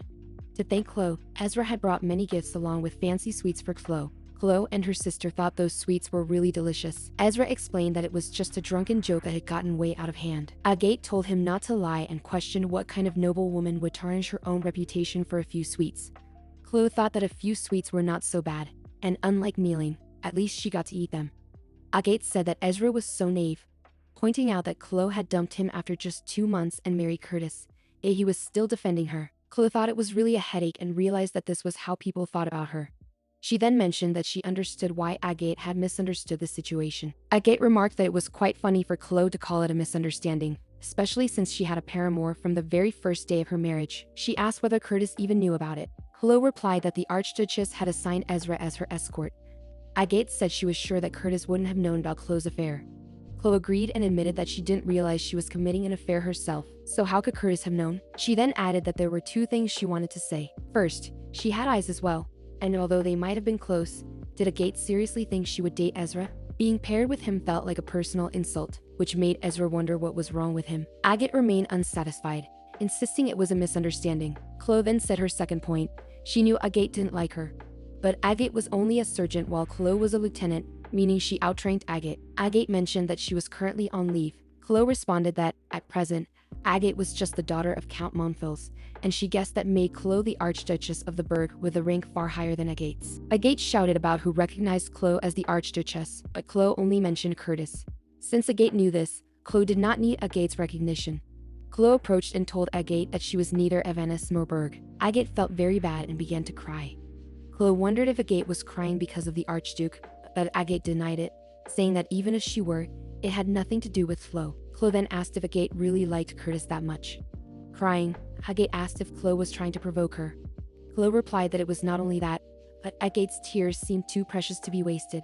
She thought Agate was really just a child. Then she mentioned that Shakti appeared to be in a difficult position, so they should all go their separate ways and do what they had come for. Agate asked what she should do, to which Chloe told her to leave. Chloe explained that she did not judge a person's worth solely by status, but if they followed that logic, then she outtrained Agate, so Shakti should prioritize her. Agate remarked that, for someone of such a high position, Chloe had her eyes on some rather cheap things. Chloe asked for pardon, but Agate pointed out that the bust of Bazirur was in its prime and asked Chloe to just look at the junk they were putting on display. Shakti then came to apologize, thinking she should have melted and sold those things long ago, and admitted that she had done so. She saw Camille cherishing the keepsake of their father but knew that something like this would happen someday. Agate concluded that, as to whether Chloe was the most important person there, they would just have to wait and see. Chloe wondered what Agate was talking about and questioned if she had lost her mind. Agate called out to her aunt, Flandre, saying that she would not believe what had just happened to her. Chloe thought that Flandre was the highest-ranking noble and that Curtis had drilled this into her. Since Flandre was the king's sister, it was no wonder that Agate was acting as if she owned the place. The scene then shifted to a few minutes earlier, where people had gathered around Flandre. Mentioning that Chloe had made the reservation first that day, Flandre said she already knew that and had seen the press swarming as well. Agate asked the butler if he had not seen whom she had come with and whom he was about to upset, adding that she would crush Chloe's pride. She then rushed upstairs. Flandre entered, asking where Agate was and if she had already gone up. She then suggested going to call Camille. When Camille arrived, Flandre apologized that someone else had reserved the entire shop for that day and that Camille should not be there. Camille replied not to worry, explaining that Flandre was visiting the shop after many years. Just then, Curtis arrived and told them that being a longtime customer did not justify being rude. Though he clarified that he was not referring to Flandre. Flandre apologized, explaining that Agate was difficult to control. Noel was also present and agreed with Flandre's words. Flandre then asked what had brought them there. Curtis replied that Noel had scolded him for leaving his wife alone on the first day of their marriage. Flandre remarked that Curtis was hardly any better himself. He apologized for barging in unexpectedly, but Curtis assured her it was not a problem and that he had actually been planning to visit her soon. Everyone was surprised to see Curtis acting warmly toward Flandre, given his usual cold demeanor. Flandre then remembered the gift she had given them. Curtis told her that, as the matriarch of the social scene, it was only natural for him to greet her. When she wondered if that was the only reason, he asked what other reason there could be. They both then headed upstairs, with Flandre holding Curtis's hand. Just then, they overheard Agate telling Chloe what kind of noblewoman she was, accusing her of tarnishing her own reputation for a few sweets. Flandre apologized to Curtis for the disturbance. Curtis told her to be quiet and suggested they wait outside a little longer. They slightly opened the curtains to look inside, where they saw Agate calling the boy a knave, saying that even Chloe had dumped him after 2 months and married the Archduke, yet he was still defending her. Curtis asked Noel what that was supposed to mean. Noel replied that it was a famous story among the guards. Curtis then asked if Chloe and Ezra were dating. Noel denied this at first but explained that during a drinking party, the captain had encouraged the idea, and Ezra had gone along with it. When Curtis asked how Noel knew about that, Noel said he had been there as well. Curtis smiled and told Noel that he knew such an interesting story all by himself and deserved a deduction for it. Noel was shocked and said he had given Curtis the chance to hear the story, and now Curtis was docking his pay. They overheard Agate asking Chloe if Curtis even knew about the matter. Chloe confirmed that Curtis had assigned Ezra as her escort.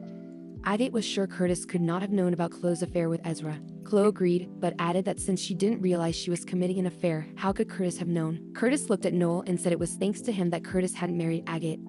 Noel told Curtis that if he was grateful, he should make sure the news did not reach Agate, as he already had enough trouble at home. Agate then asked Chloe who even recognized her as the Archduke. Chloe mentioned Curtis and said she did not need Agate's recognition for that because she neither sought awareness nor bore that burden. Suddenly, Agate started crying, and Chloe asked if it was because of Curtis. Agate denied it, saying that even if it was, what did it have to do with Chloe? Curtis thought that even now, Chloe was looking out for Agate, and he could not tell whether she was foolish or smart. Flandreau wondered how long they were going to keep staring at them like that, and decided she should go stop her.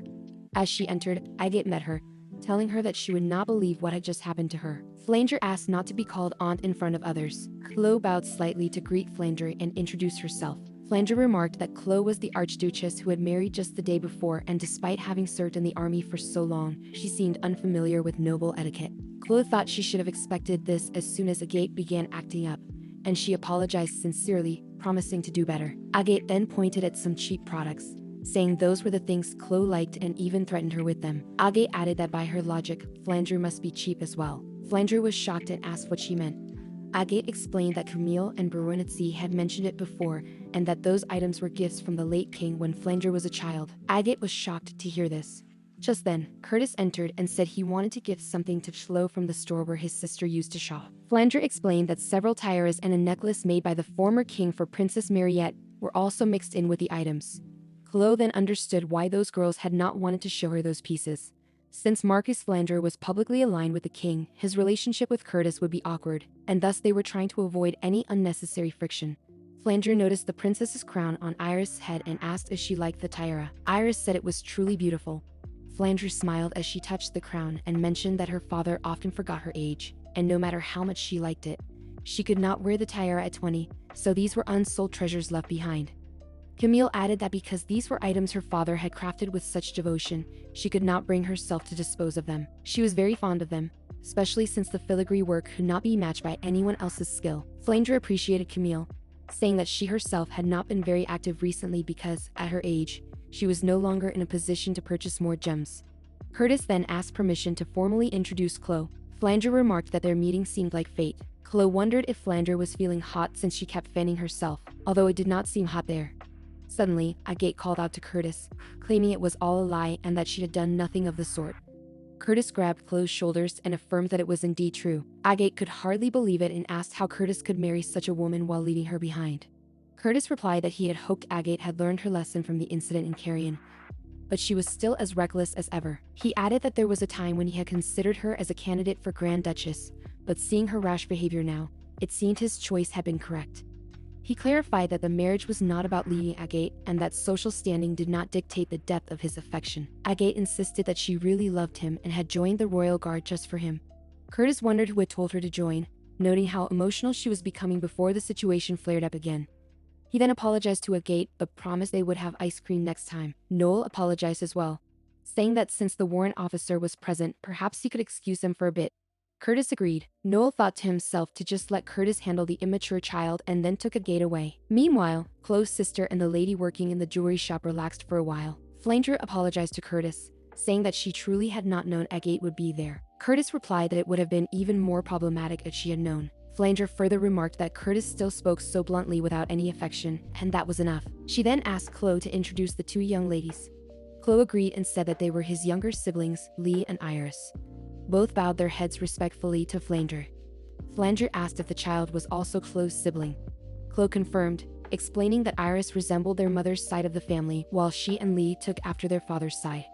Flandreau apologized for her impertinence, though it was not much of an apology for the events of the day. She then mentioned the tire Iris was currently wearing and asked if Chloe would like to give it to her. Chloe replied that it was quite fine to do so, but if it was meant as an apology, then Curtis should be the one to offer it instead. Curtis said that since it was Chloe's first day as a newlywed, he should be allowed to save face first, but there was something he would like to ask about. Flanger thought that this was truly problematic. Curtis and Chloe then had their meal. Chloe finally felt relaxed, enjoying the ice cream, while Ezra took her younger siblings to guard them. She safely felt reassured by the presence of Marquinus Flanger. Chloe was reminded of what Flanger had said about the upcoming Eleanor Society meeting, which was to be held soon for the first time in a while. Flanger asked if Chloe had prepared for it, explaining that she owed her from that day. Curtis asked Chloe if she had ever participated in an Eleanor Society meeting before. Chloe replied that she had not and wondered how she could have, since it was a vulnerable comradeship association founded by female officers and was a gathering for insiders. Now she would have to join as well. Curtis said it was not just about joining, but she would most likely have to host the event too. The fact that his estimated Marquinus told him this directly meant she should expect an attack similar to Monfils. Chloe was tired by this and said it sounded like another headache. Curtis looked at her and she wondered why he was staring at her like that. He asked why he wouldn't be looking. She said he was smirking as if looking at someone possessed by a starving ghost. He wondered if he was even smiling and asked if she was criticizing him. She called him an obese person and asked if he was not smiling. He told her he was not and asked what she took him for. Chloe said she saw him much like others did. Just then, a waiter came by and asked if they had summoned him. Chloe agreed and said the food was delicious and asked if it could be packaged and delivered separately. The man replied that it was possible, but since it might melt during transit, they would send it with ice packs. However, the cost of the ice was a bit high, and he'd apologized for speaking so frankly but explained it would incur significant expense for them as well. Curtis was sitting nearby, and Chloe moved closer to him, apologizing and explaining that she was not very familiar with high nobility culture and asked if people could send each other things like that. He asked what she meant. She asked if it was not allowed and whether it was okay to send it to Flanger. Chloe mentioned it was not for her to eat, as Flanger was quite sensitive to heat and that she was in debt to her as well. Curtis replied that it did not matter and she could send it to Flanger. Chloe then asked the man to send as much ice cream as possible to Flanger's residence, along with enough ice to keep it cold, specifying that there should be enough for all the servants in the household to enjoy. The man questioned if that was alright, since ice cream was difficult to store. Chloe explained that Flanger's house had an ice cellar, so it would be fine. The man agreed and took his leave. Afterwards, Curtis told Chloe to sit properly in her place. She wondered if speaking while standing was considered impolite. He reassured her that it was not, but asked her not to come so close to him like that. His face began to blush. As Curtis put his hand to his face, Chloe wondered if she was smelling something unpleasant, but realized it was the scent of the perfume Zulia had applied on her. Curtis said that wasn't the reason. Chloe felt uneasy and questioned how they had even shared the same bed. Then she sat down. Curtis mentioned that he could repay the favor in other ways since his sister hadn't received much when she moved out. Chloe replied that giving clothes or jewelry would be too obvious a bribe, and she doubted she could satisfy the refined taste of a princess. She also said they could all enjoy some ice cream, which they hadn't been able to eat before because of her. Curtis thought that was a clever idea. Chloe even sent some ice along with it to prevent the ice cream from melting. Curtis remarked that Chloe was not entirely without taste, and that the zealots were very grateful because he had given such orders to her. Chloe added that Curtis had bought half of Camille's collection, and even her own accessories. He asked if she didn't like that, to which she denied, and then he asked why she was making an unhappy face. She explained that the items were truly wonderful. He flirted with her by asking how she felt about him and if she didn't like him, adding fairly that it wasn't just about her. He said it would be wasteful and an absurd request. He also clarified that, not to sound paranoid, he wouldn't ask her to return the items after a divorce, and that they were all hers. Chloe was very happy and said she would be sure to enjoy the items thoroughly. Curtis was glad to see how quickly she caught on and suggested they go get some clothes, ones that would actually fit her now. They both stood up, and Chloe said that music was music to her ears. However, they both felt a little uncomfortable.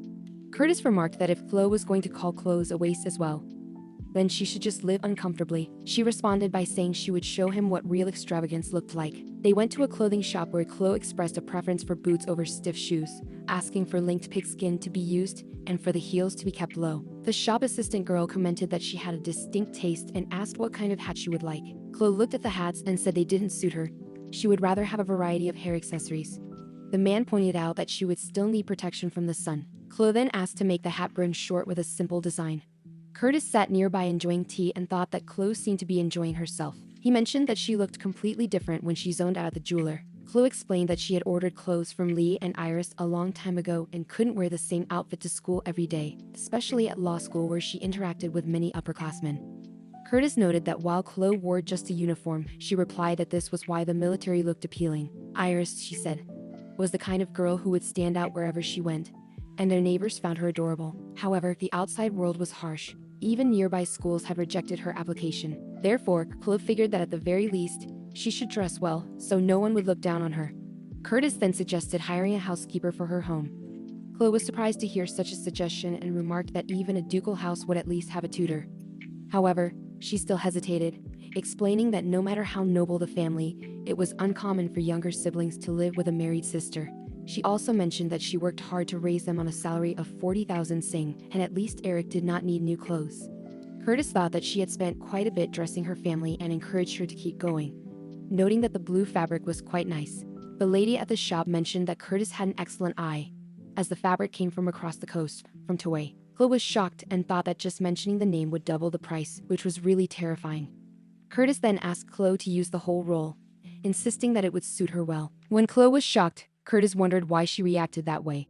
She told him that she would show him what true waisting looked like. The lady at the shop noted that Chloe was tall and slender and said the fabric would look stunning on her. She then showed them a design she had sketched, explaining that the fabric would be cut long and the sleeves would drape elegantly. Chloe examined the design carefully. Curtis wondered who would have thought that she preferred simply tossing on a uniform. He noticed that Chloe seemed genuinely happy just now and figured she must have imagined countless times what she would order for her sisters, probably sacrificing her own needs without regret, considering what would suit her and how she could appear presentable while taking care of her siblings.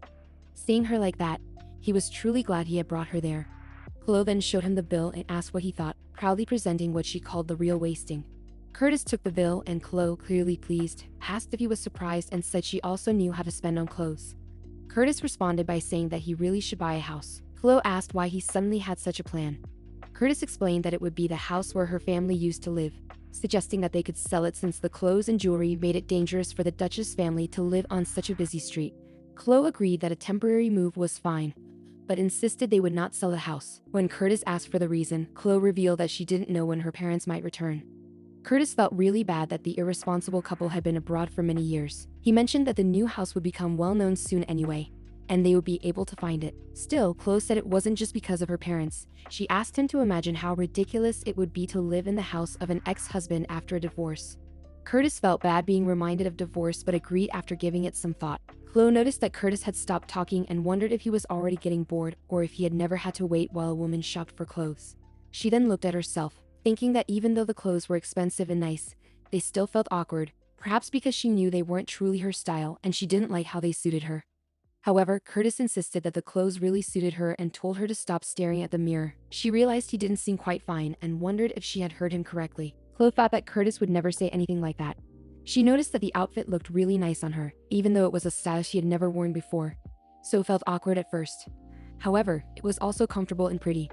As long as she could forget about the price tag, Curtis told her that he would buy it for her as well. She considered that for Curtis, such expenses were like pocket change and reminded herself not to get used to it, since it was beyond her means and she was not truly the Grand Duchess.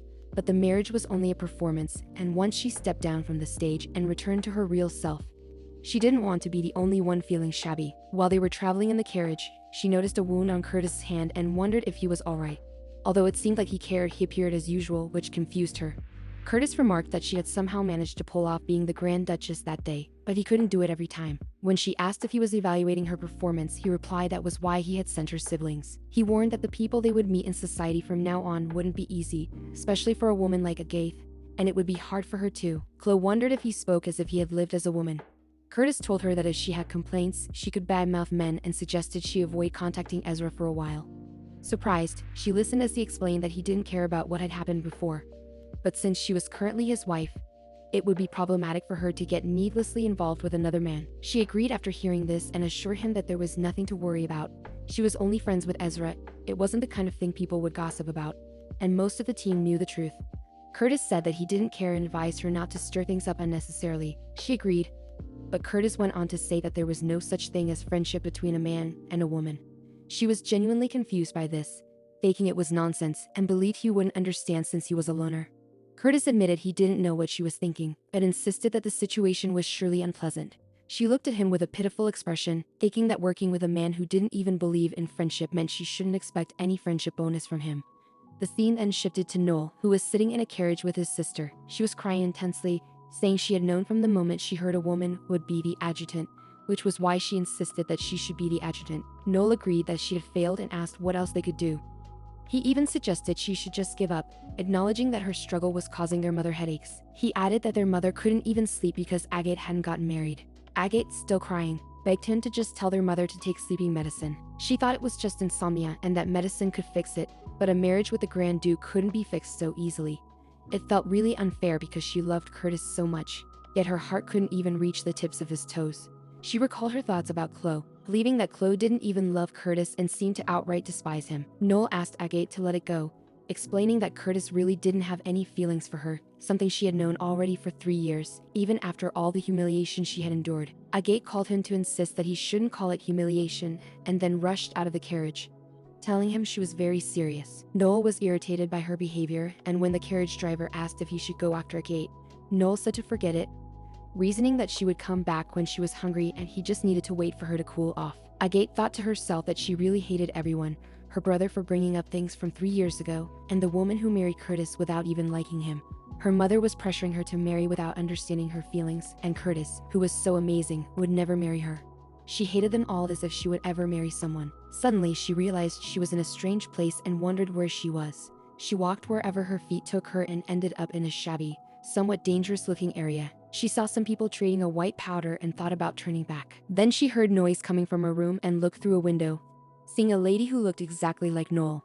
She realized it was Isabelle Le Glintelin and wondered why Isabelle would be in a back alley like that. Was she some kind of spy? Agate decided to leave the area, thinking that whatever was happening there was not her concern. Her troubled heart mattered more at that moment, and she planned to ask her brother whether Curtis truly considered her a candidate for Grand Duchess, if that was even true. The scene then shifted to Chloe, who lay on her bed eating fruit and resting. She thought about how long she might live like this but resolved to enjoy every moment to the fullest, finding the peace refreshing. As expected, rumors spread quickly after the honeymoon offer ended. The atmosphere was anything but peaceful, with everyone, from the lower soldiers to the higher-ups, talking about her marriage.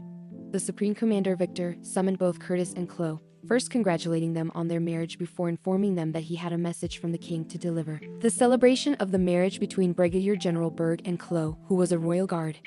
The event was far from peaceful, and the guards had 3 main reactions. The first group included those who had beaten Chloe and were gossiping about who had married Curtis. They speculated that Chloe must have been threatened and wondered how she could live in the same house as Curtis. Although Curtis looked impressive, they believed that when it came to love, appearances didn't matter. The second group believed that Chloe had genuinely fallen for Curtis, who was at least good-looking.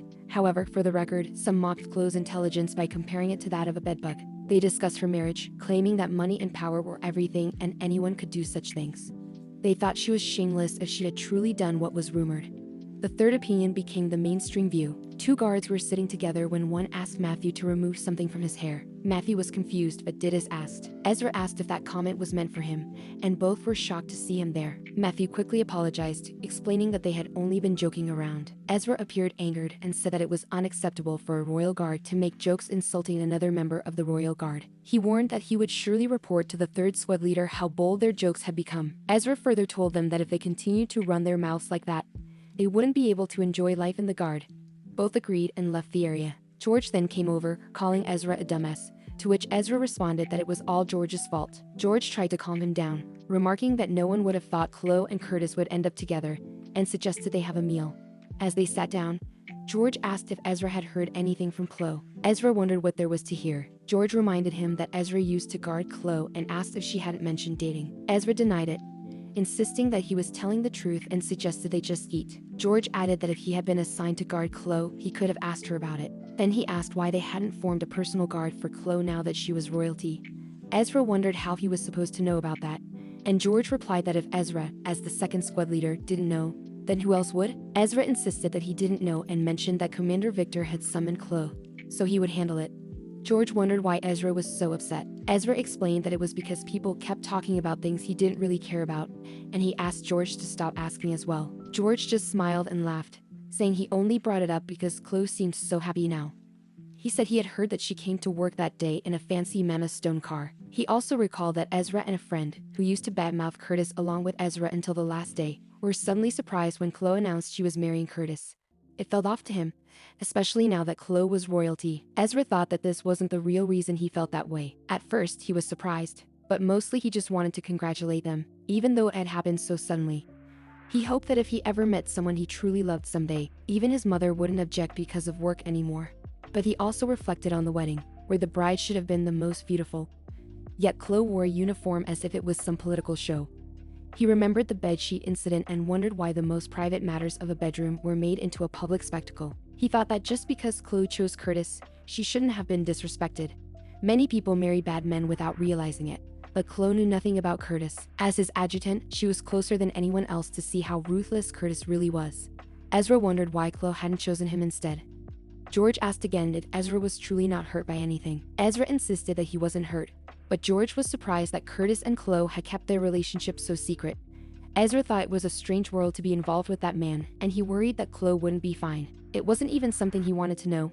He just wanted to ask if she was really okay. Yet, even though they were close, could he ask that when she hadn't even told him about the relationship? He felt deeply hurt and wondered if he had been truly pushed away. He didn't have an answer and got up, thinking that Chloe seemed so distant that he had treated her accordingly, which made things awkward. He felt that he shouldn't have done that. When a gate disrespected Chloe because of him, he was powerless to help. And when Curtis appeared like a prince with a white rose, Ezra had become a background character cast aside. Suddenly, Miss Sarah came to greet them. George offered her a seat and asked what had brought her there and if she had finished eating. She said she had and had come to ask something. George told her to just say what she wanted to know. Sarah said that she had heard George was close to Chloe and apologized for asking something personal, explaining that her mother wanted to invite Chloe to a gathering. She felt it was a bit too much to ask. George replied that it was no problem. Ezra mentioned that Chloe had been turning down all invitations and suggested that Sarah let her mother know Chloe was not the only one declining. George asked Ezra if he could say that more nicely.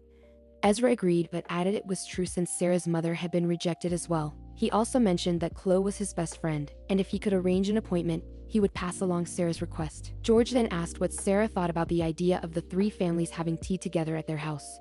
He was being very sweet toward her, which made her feel a bit awkward. Ezra commented that George's intentions were obvious before leaving. George pointed out that Ezra hadn't even said goodbye to Sarah and told her not to mind, explaining that Ezra was just in a bad mood and throwing a tantrum. The scene then shifted to the present, where Victor summoned both Chloe and Curtis. He first congratulated them on their marriage and then asked if he should deliver the king's message. Curtis wondered what it could be. Victor said the king wanted to host a grand housewarming where all the high nobles and royal family members would gather. It would be a splendid event, personally hosted by Chloe. Chloe wondered if they wanted her to hold a royal banquet. Victor agreed and explained that the main event, the 28th anniversary of diplomatic relations between Glintrand, had coincided with the marriage talks between Curtis and Chloe, which had completely fallen apart. Therefore, he suggested that at least the banquet event should go well. Chloe wondered what she should do. She mentioned that she was royalty as well and that there were two royal elders more skilled than her, the crown princess and the queen herself. Victor added that the queen had come down with a terrible cold and body aches. Curtis laughed and joked that the king must have made her sick. Chloe wondered if it was really appropriate to say something like that. Victor said it was just tiring to even talk about it. Chloe thought that Victor was taking everything casually. Curtis then asked if Flandre was there as well. Victor replied that the king had assigned Flandre to another task, which probably was not good news for them either, and again said it was tiring to talk about. Chloe wondered if they got along well, and from the way they talked, it seemed that Victor roughly understood Curtis' position. Victor told them both to get it together. Curtis agreed and said they would prepare diligently. Victor then mentioned that it was not just that, he had brought Chloe from the Navy and had introduced them both, so his standing before the king was somewhat awkward. Curtis thanked him, saying that they were living happily. Victor acted seriously, wondering if it really looked like they were living happily in his presence. He asked Curtis to notice where he always stood whenever he entered Victor's room, always on the same tile, as if the other tiles were covered in dung. Victor said this was one of the reasons he thought the brigadier was crazy. He explained that whenever Curtis entered the room with someone else, he maintained that same exact distance, just like now. Victor advised that if Curtis was going to act, he should do it properly and not make it so obvious by keeping such a distance. Despite the king's authority, Curtis got closer to Chloe, saying they couldn't fool an old soldier. Victor told them to just do well, adding that his life depended on both of them now. Chloe thought it was as expected that someone with some perceptiveness would notice right away, and she guessed it was only natural. It would be strange if they weren't found out. Victor then mentioned that the Chloe would surely find himself a fine husband. He admitted he didn't want to say it himself and suggested they go hear it for themselves. As they left, Curtis asked for Chloe's hand. She wondered if he was really crazy, then noticed that other guards were talking about them both. They kept walking, and although Curtis didn't hold her hand, she asked if that was because of the advice from the Grand Marshal. Curtis explained that Victor had told him the problem was maintaining too close a distance, and he wasn't even conscious of it. He was just trying to follow the rules within the palace. Chloe apologized, saying that if Curtis was going to hold her hand with such an expression, she thought it might be better not to hold hands at all, since rumors of discord would spread just 2 weeks into their marriage. Curtis withdrew his hand and said that was welcome news to his ears. Chloe realized he was listening to her advice. She then asked what Victor had told him earlier. Curtis wondered if she was referring to her request to be discharged from military service. She confirmed this, and he questioned whether that request was still valid. She in turn asked if it was even possible. Curtis denied it and asked if she wanted to get hit by him. Curtis explained that the king had used all his power to remove Chloe from being his adjutant, but he had failed every time because of the contract Chloe had signed. Chloe said it was impossible to forget, adding that even though she was paid under that slave contract, there was a condition that she could not quit. Curtis continued, mentioning that it seemed quite hard to find an adjutant for him before she came, and Victor even obtained the king's seal on that contract. He explained that the seal was something the king could not defy. The only remaining method to dismiss her required the permission of her direct superior, which was none other than Curtis himself. Chloe noticed that he looked quite pleased and wondered if he should be sad about it. Curtis thought he was thrilled about messing with the king, which was why Victor had remarked that the Chloe would surely get himself a fine husband. Chloe said that on the other hand, she thought Curtis had at least protected her, especially considering all the things that had happened while she was not at work. Curtis wondered if it could be true that he had protected her. She asked why he would do that and acknowledged that while he might be in a good mood after displeasing the king, dismissing her and pretending to listen to the king would have been more beneficial to him. She suggested that he was simply using her as bait, and while the king kept a close watch on her, it was right for Curtis to quietly prepare the next step behind the scenes. Wasn't that why he had paid such a high price? Curtis explained that from the moment she took the Burge surname, he believed she would do her utmost to fulfill the duties that came with that name. Before participating in the operation, she had likely calculated everything that could happen to her, from the least to the worst, including dismissal from her post. Chloe said that firstly, it was bad that he had brought her and seated her beside him. Curtis asked her to be quiet, warning that the palace had many listening ears. Chloe resolved to watch her mouth. Curtis then stepped a bit ahead, which made Chloe wonder what was going on. Someone had just warned her to be careful about watching his eyes. She questioned whether it made sense for him to storm off, leaving his wife behind, and why he was suddenly having a temper tantrum. She also wondered why his strides were so wide. As she walked ahead, Chloe suddenly fell. Curtis came back to her, and she remarked that the gardener was really slacking off. He reached out his hand to help her, but she apologized and told him to continue. He asked if she really thought of him as trash. She wondered if he didn't know about it. Curtis said he had been thinking that for a while, and she was somewhat excited to hear it. He clarified that it was not what he meant to say and apologized, saying that if Curtis told her correctly, she would be sure to correct it. He wondered if he had to spell things out clearly. He struggled to express what he meant, feeling something caught in his throat. He recalled Chloe's earlier mention that Curtis had paid a price for all those things. Curtis thought that what he said wasn't wrong. He questioned whether it was appropriate to say such things in front of others. Chloe apologized for that. Curtis then began giving her a lecture, explaining that there was no one nearby because he had suffered so much from assassins since childhood and had become an expert at sensing the presence of others. Curtis knew that Chloe didn't think as much as he did and was also trying to be courteous. In fact, he realized that he was essentially being unreasonable. However, the moment he heard her words, he felt annoyed and wondered if that was something to say in front of others, or even to him just now. Although he could abandon her at any time, if she knew that he deliberately chose not to, she shouldn't be saying such things. Chloe lowered her voice slightly and promised that she would surely correct herself. Curtis hoped that she wouldn't repeat the same mistake in the future. As he turned away, he thought that he really had messed up, feeling that the way he had expressed himself was strange and different from usual. Considering her intentions, he realized he had gone too far, but he believed it was not a mistake deserving such harsh words, no matter how much they were bound by the contract.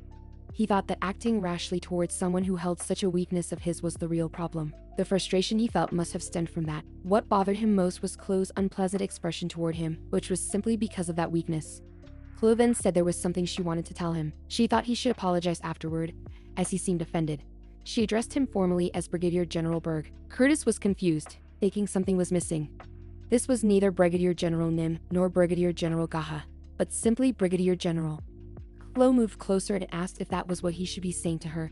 She reminded him that their prenuptial agreement included Article 3, which stated that he always had to obey her.